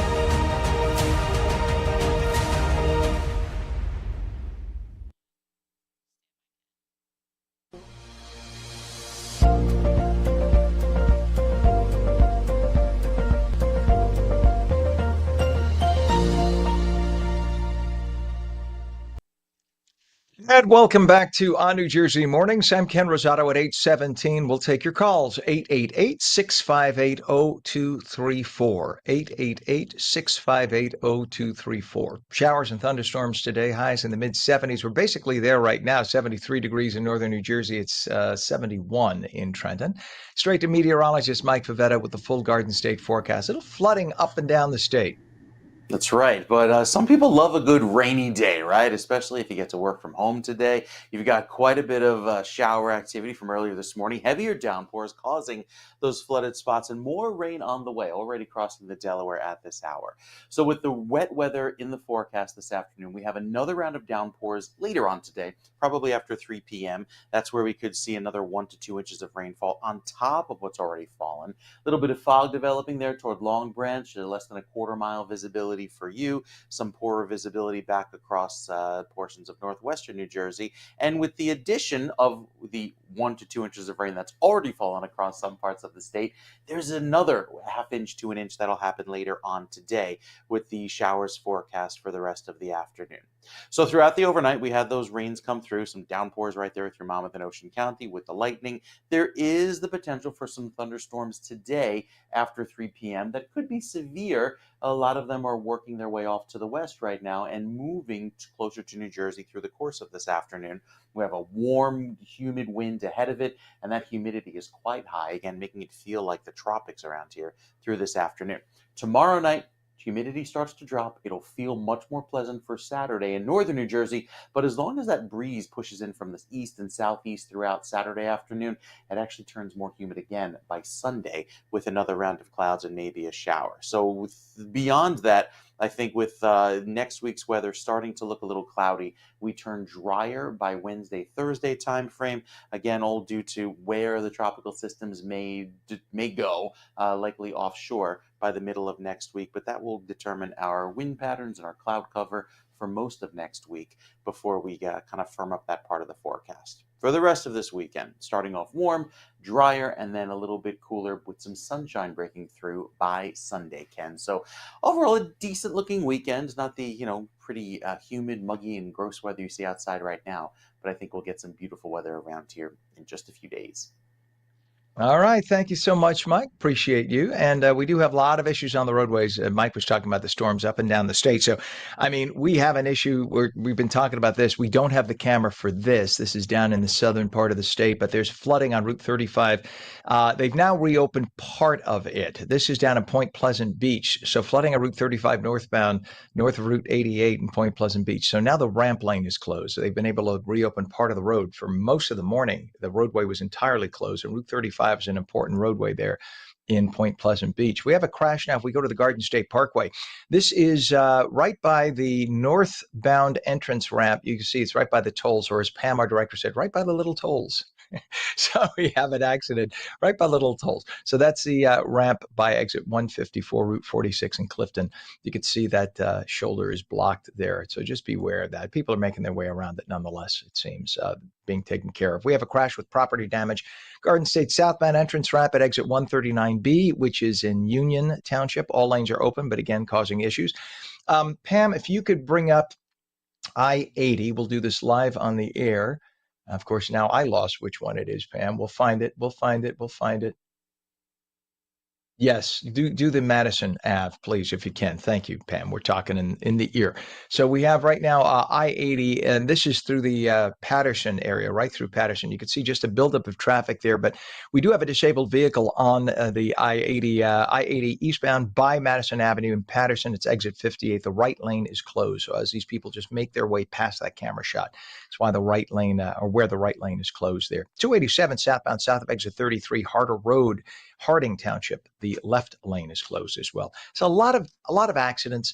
Just pack your patience, give yourselves extra travel time, and if you can, avoid going into Manhattan altogether, because we have a gridlock alert week this week and next with the UN General Assembly in session. So avoid driving in altogether. Take mass transit. Mike even mentioned work from home if you can.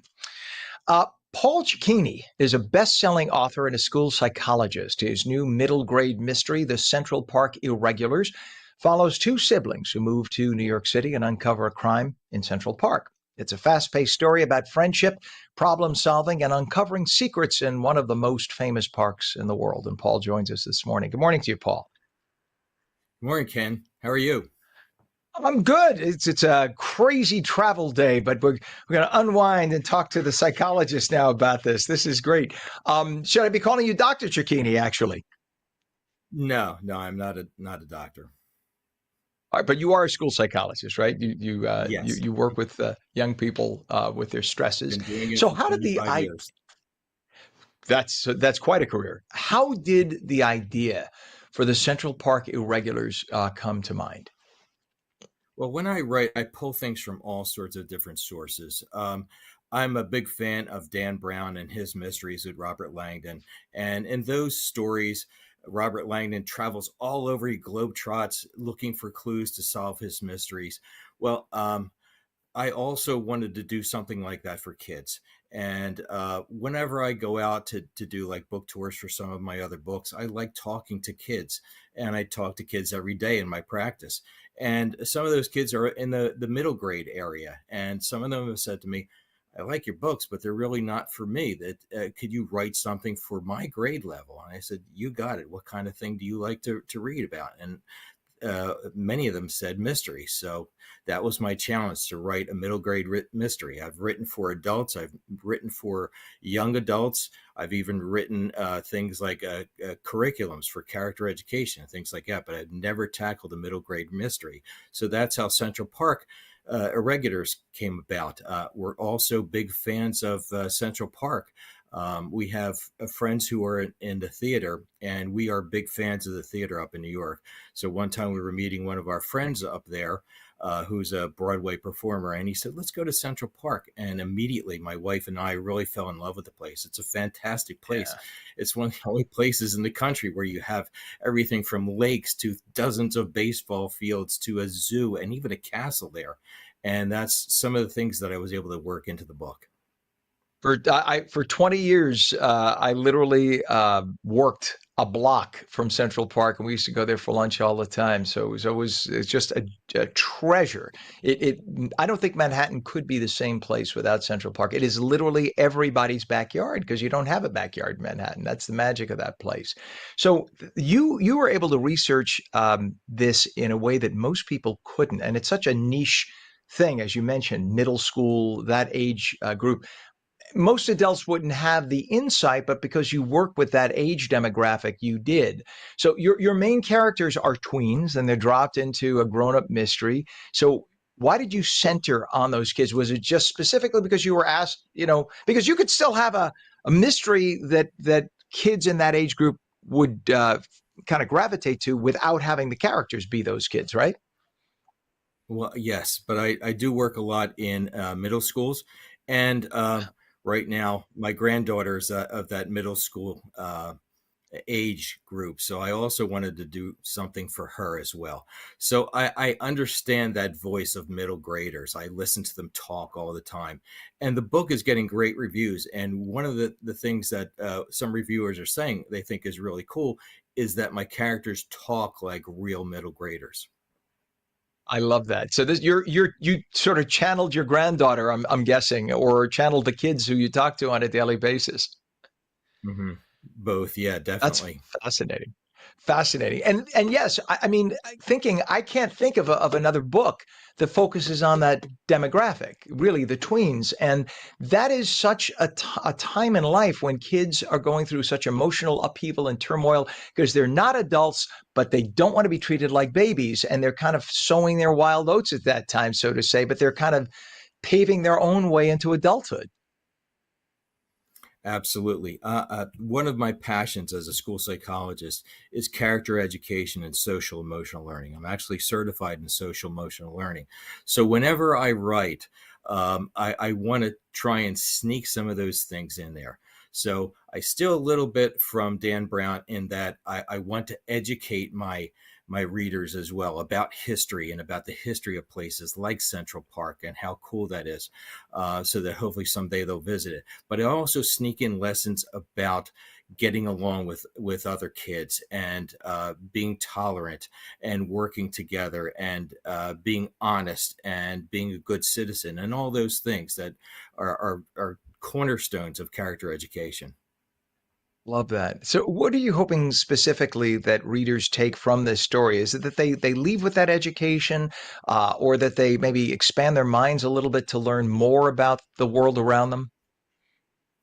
A little bit of all of that. I want kids to love the idea of going to real places and finding adventure. I want them to love reading. As a school psychologist, I not only give IQ tests, but I also have to test reading comprehension and reading fluency. So I wanted to write a book that kids would love and would love to read with and expand their love of reading, as well as, again, sneaking in that character education.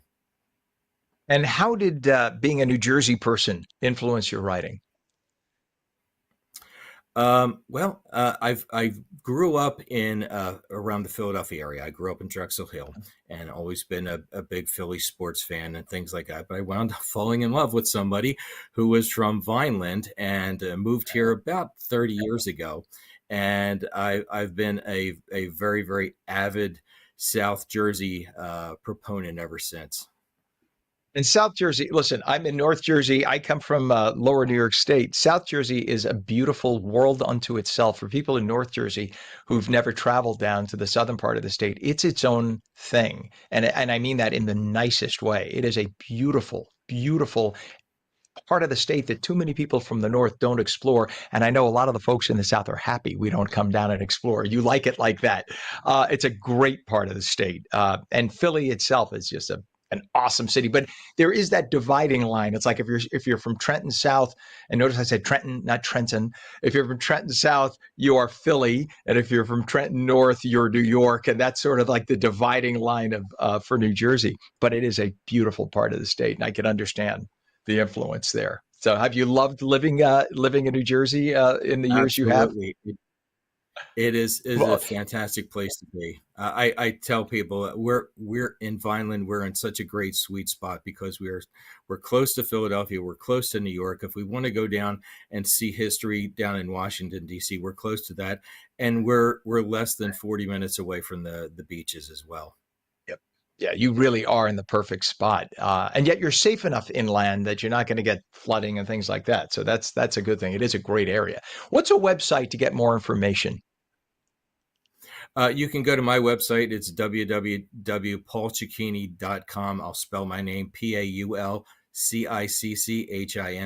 You could read all about the Central Park Irregulars. You could read all the great reviews we're getting, reviews from places like Book Life, Readsy Discovery, Reader's Favorite, Children's Book Review. We're getting every day we're getting great reviews on the book. So you can find out more about the characters, where to buy the book. It's available everywhere online. You can search for it on Amazon, Barnes & Noble, Books A Million. It's basically available everywhere. I love it. And I appreciate the fact that you pronounce your name the way it's pronounced in Italy. Cicchini. Thank you so much. Yes. That is the way it's pronounced. No fun believing it. Cicchini. There you go. The name of the book, once again, The Central Park Irregulars, best-selling author, school psychologist Paul Cicchini. We appreciate you coming on today and for what you do. Thank you so much. There it is. All right. Have a great day, Paul. Thank you. It is 8:31 right now. We have 70 degrees. When we come back, we'll talk with the co-founder of Dermer Dreams. We'll talk about a special food drive coming up in October. The phone lines are open. We're going to take your calls at 888-658-0234. You're watching ONNJ Mornings. Back in 30 seconds.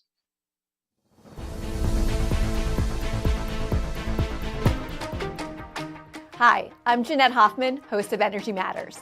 Join me every night at 6 p.m. where we're discussing energy affordability, challenges, and solutions with stakeholders and elected officials.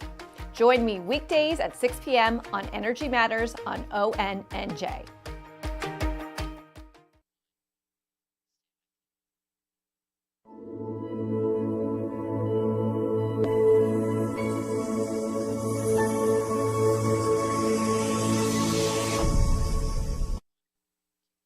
Very good morning. It is Thursday, September 25th, 2025, 71 degrees now, 8:32. I'm Ken Rosato, and welcome back to ONNJ Morning. Showers and thunderstorms today, highs in the mid-70s. Meteorologist Mike Favetta with the detailed Garden State forecast. Good morning, Mike.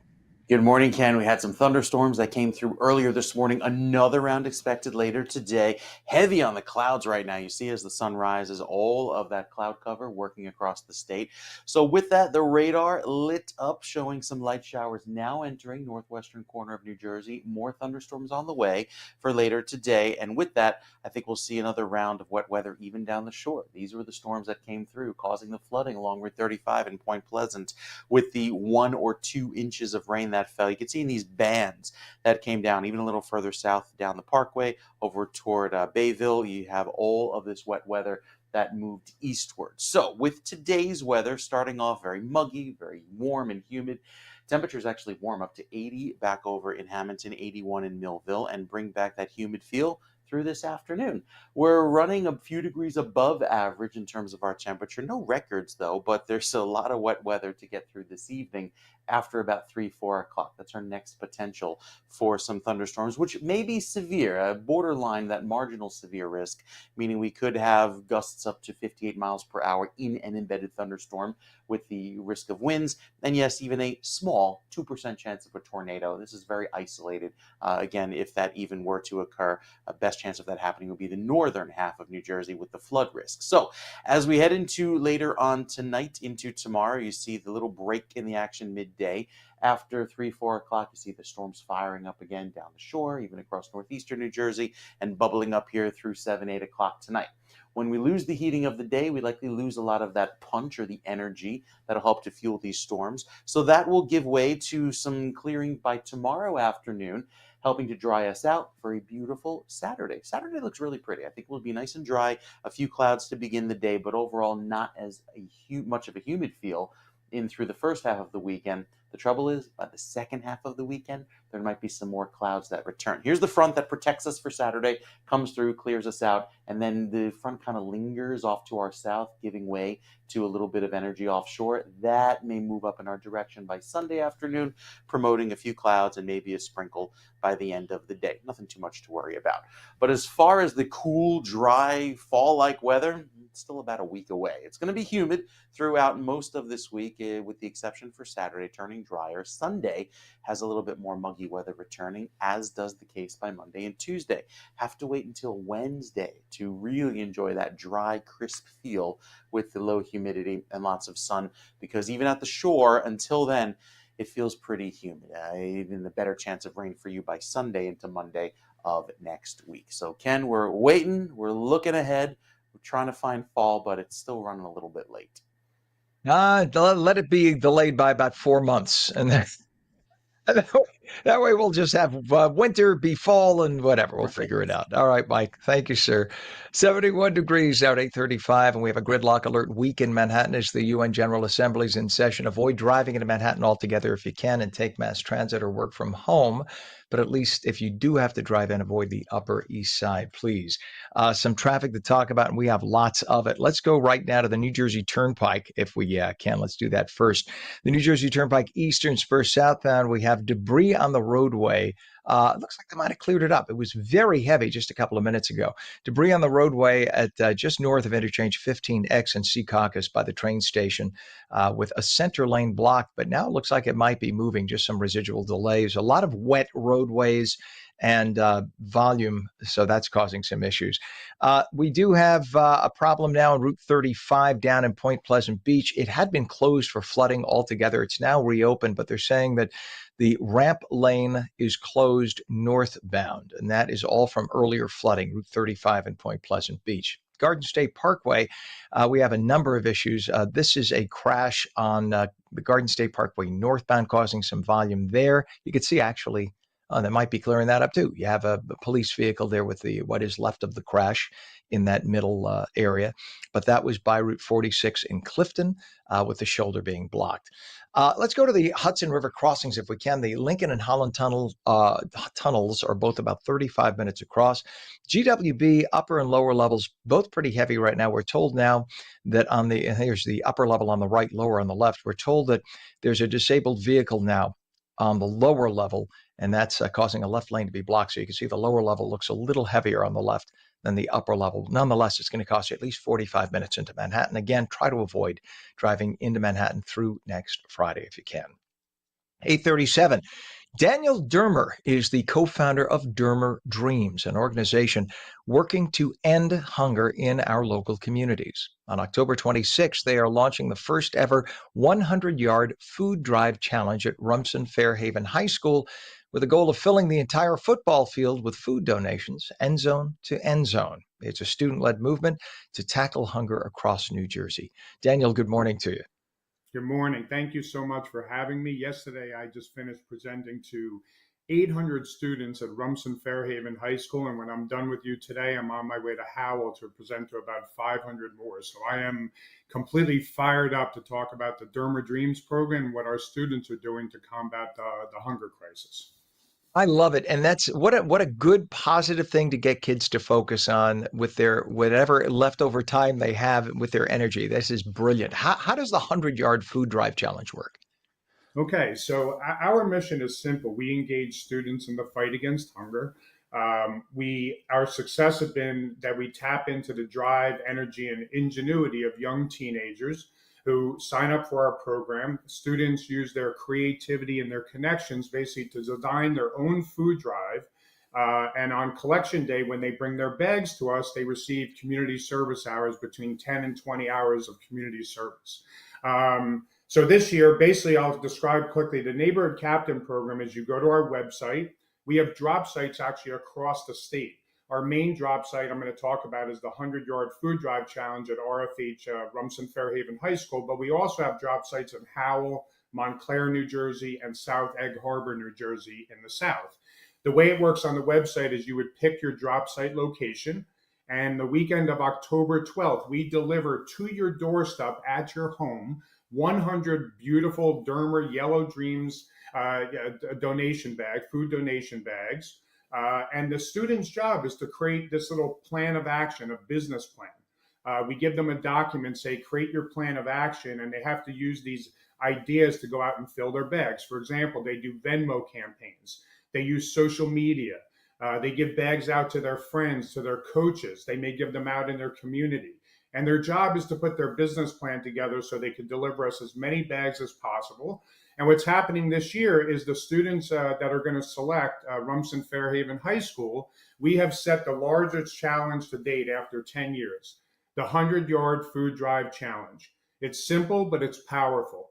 1,000 students across New Jersey are going to sign up, which we're on our way to getting there already. We have 100,000 donation bags ready to be given out. So 1,000 students who each get 100 bags each. So we're armed with 100,000 bags ready to go. And the idea is on that day, they will deliver their bags to the Rumson Fairhaven football field where we will receive them. And all of that food is going to be put onto the 100-yard football field. And hopefully we're going to accomplish our goal to do that and fill every single food bank across New Jersey. So, Daniel, is the intent of the football field, is it for the visual to show, wow, this is what you accomplished? Look at all this food. Is that the point? I can tell you last November, what happened to me, I've been running these food drives for about 10 years now. And what I saw with the students where they collected about 170,000 pounds of food in one day, I was thinking about it every single minute since we were done last year. And it was driving me crazy. And what I said to the RFH students yesterday is that after watching what they were capable of, and just at a point for myself where I'm just like tired of running these baby food drives, recognizing that the magnitude of the problem has to go to the next level. The 100-yard food drive challenge is not just for the visual, right? If we need to get 50 to 60,000 bags to fill that field. And the ultimate goal is put aside visuals and all the things that we do. I want to feed young children in New Jersey. The numbers are out of control right now. And that's what I explained in every one of my presentations. And it's what I'll say today is that the numbers are at a point where we're having 1 out of 7 children in most places in New Jersey going to bed hungry every night. And we just have to recognize that the magnitude is so big.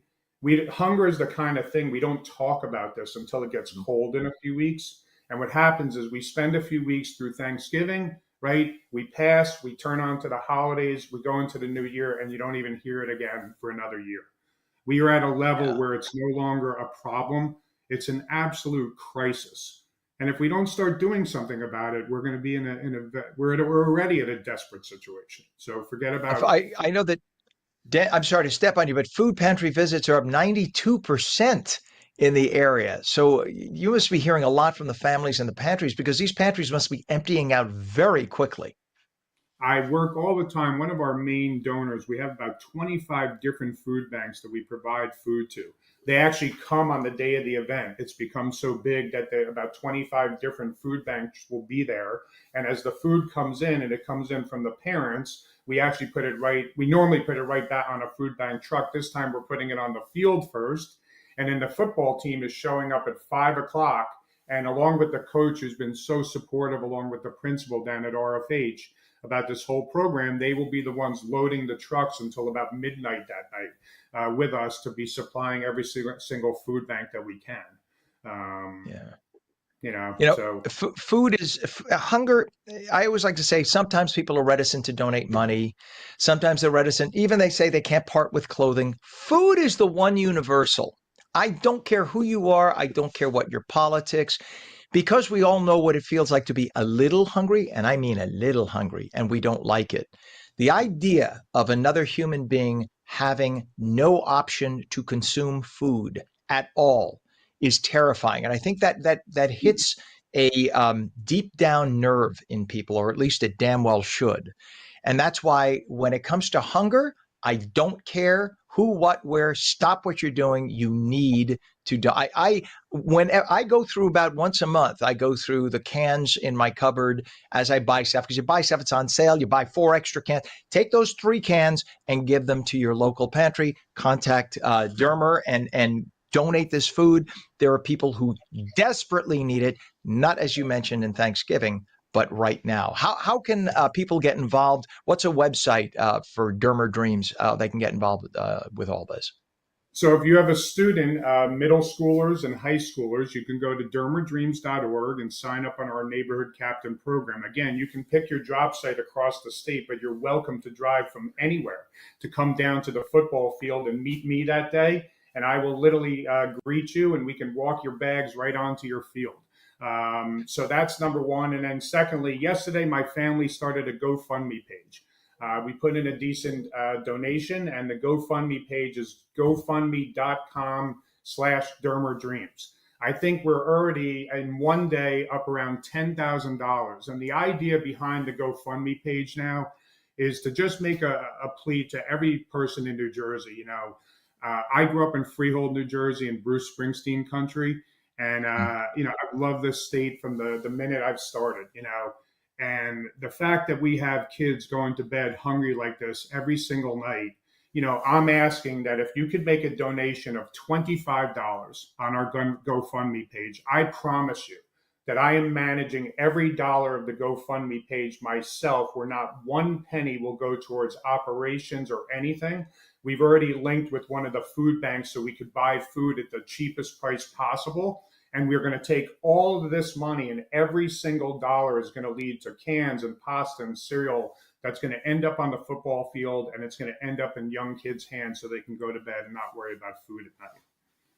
Well, October 26th is the date of the first ever 100-yard food drive challenge at Rumson Fairhaven High School. But there are lots of food drives you can help out with. You don't have to wait till then. Co-founder of Dermer Dreams, Daniel Dermer, and you heard about the GoFundMe page. Daniel, thank you for coming out this morning and talking to us. And God bless you for what you do, and the best to you with what you're doing. Let's hope that we can end hunger finally in New Jersey. Thank you again. You bet. Thank you. 73 degrees right now at 8:46. When we come back, fall is here. What better place to celebrate Oktoberfest than Montclair Brewery? And here's a tip. This year it starts the end of September. Showers and thunderstorms today, highs mid-70s. You're watching On New Jersey Mornings. We're back in 30.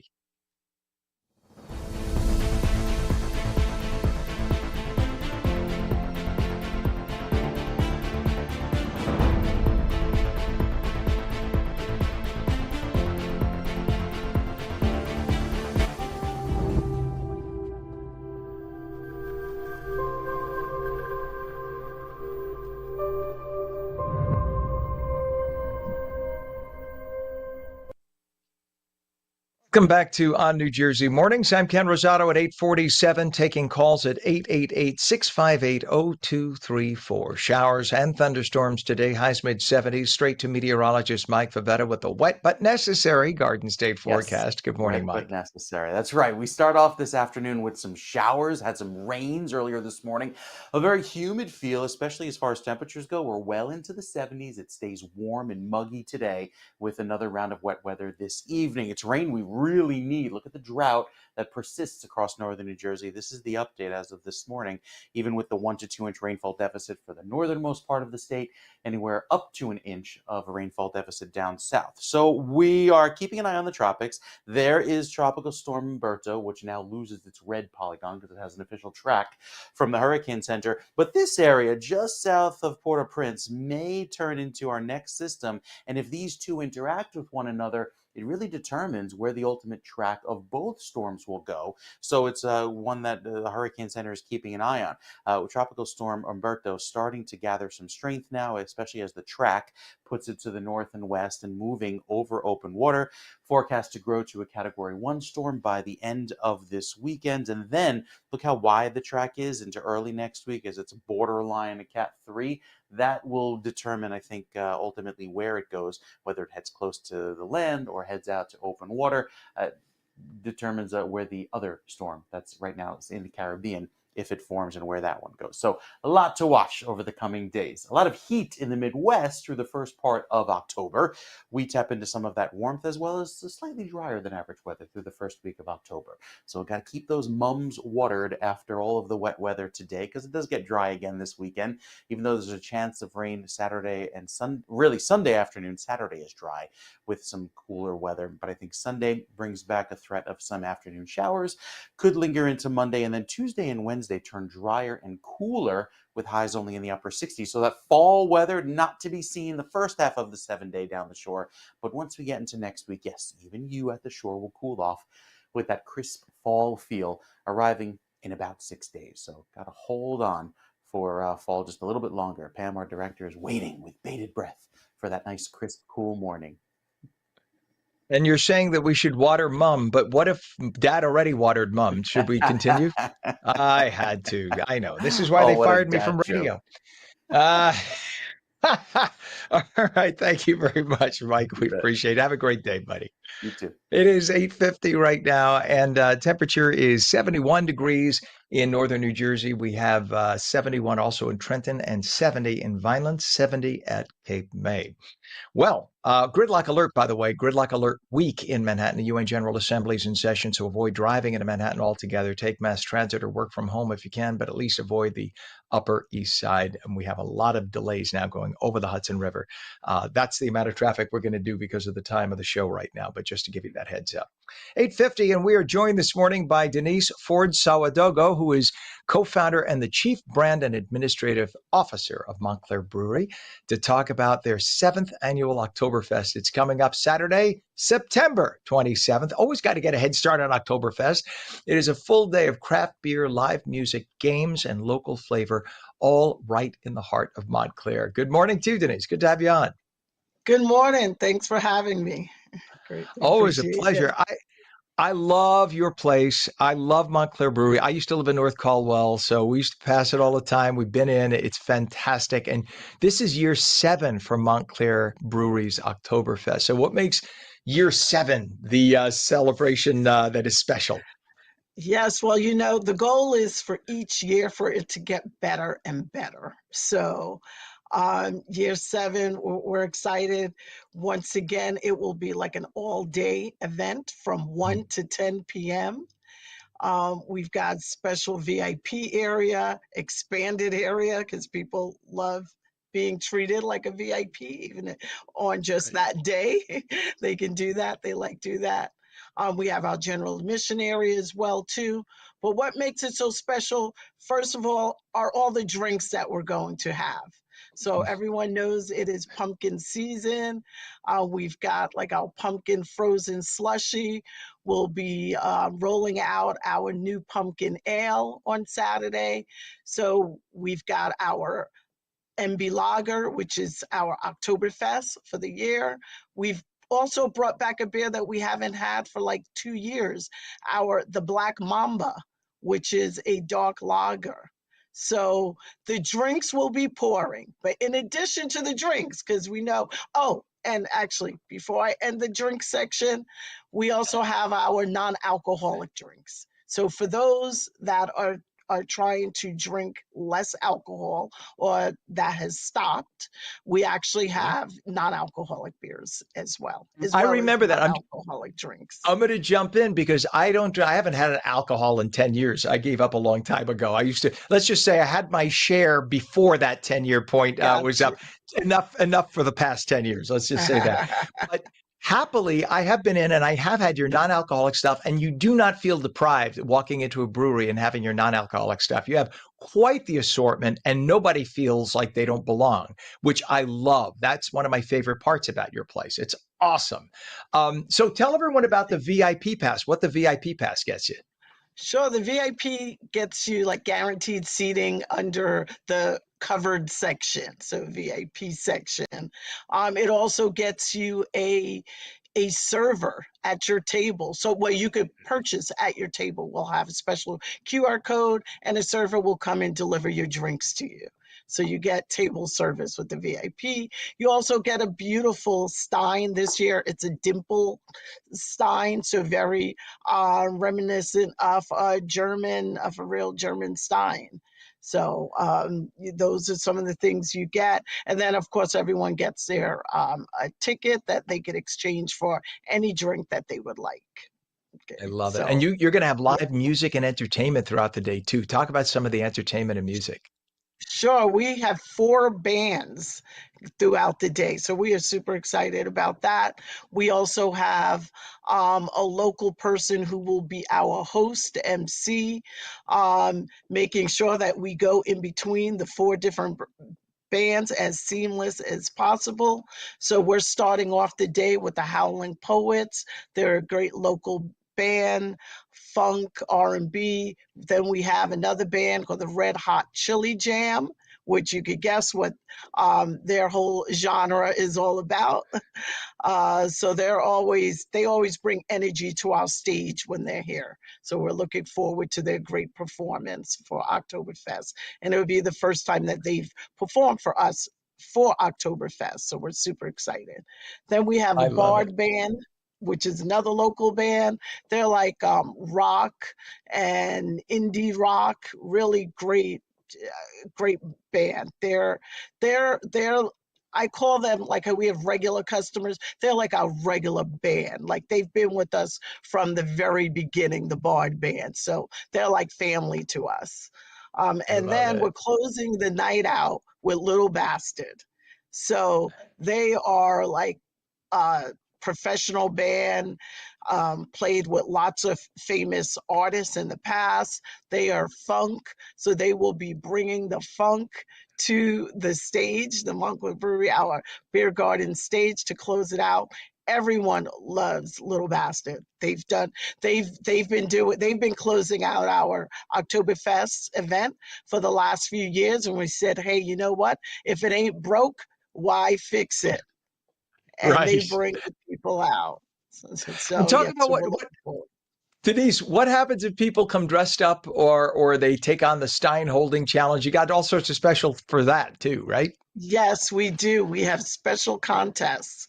So one is our Stein holding contest. That is one of the most exciting parts, I think, of the day. I mean, other than the drinks and the music, but Stein holding, we have this one person who's been winning for the past few years. So I am waiting for someone else to like break his record, but I'm not sure whether that'll happen. But that you get a special stein. It's filled with beer, so not water, actual beer. And let's see who can hold it the longest. And the winner will move on to represent us at the U.S. Stein Holding Association. So it is a registered event. So we follow the rules strictly. So they get to then represent Montclair Brewery there. And then we've got a pretzel eating contest. Who needs the, I gotta say, who needs the Nathan's hot dog eating contest? We got the Stein holding contest. Exactly. And you know what? We've got a pretzel eating contest as well. So I love it. That's a lot of fun. We did that for the first time last year. It was fantastic. We're bringing it back. It was, and we know it'll be even bigger and better this year. We've got a flip cup competition. So we've got lots of different activities going on. So you're awesome. You are awesome, Denise. I love you, and the fact that you make Montclair the special place that it is. Montclair has turned into, in the last 15 years, 10, 15 years, up and down Bloomfield. It is just such a special place with so many special places, and you're the diamond there. So it's so exciting. Thank you for doing what you do, and because it takes a lot of work to do what you do. Montclair Brewery's 7th annual Oktoberfest, again, coming up Saturday, September 27th. Denise Ford Sawadogo, co-founder, chief brand and administrative officer of Montclair Brewery. Thank you for being New Jersey to the core and making it so special for everybody. God bless you. Thank you, Ken. Really appreciate it. And we look forward to seeing you in the tap room for that non-alcoholic beer. I will ask for you when I come in. I promise you, you will see me. All right. All right? Definitely God do bless. Have a so. good day. Have All fun right. this year. Thank you, Denise. I love that. I love people like that who love New Jersey and love their business. That is on New Jersey Mornings. Have a wonderful day. Watch out for the rain and the storms. And again, try to avoid driving into Manhattan for the next week. We'll catch you again tomorrow morning at 7. Have a great day.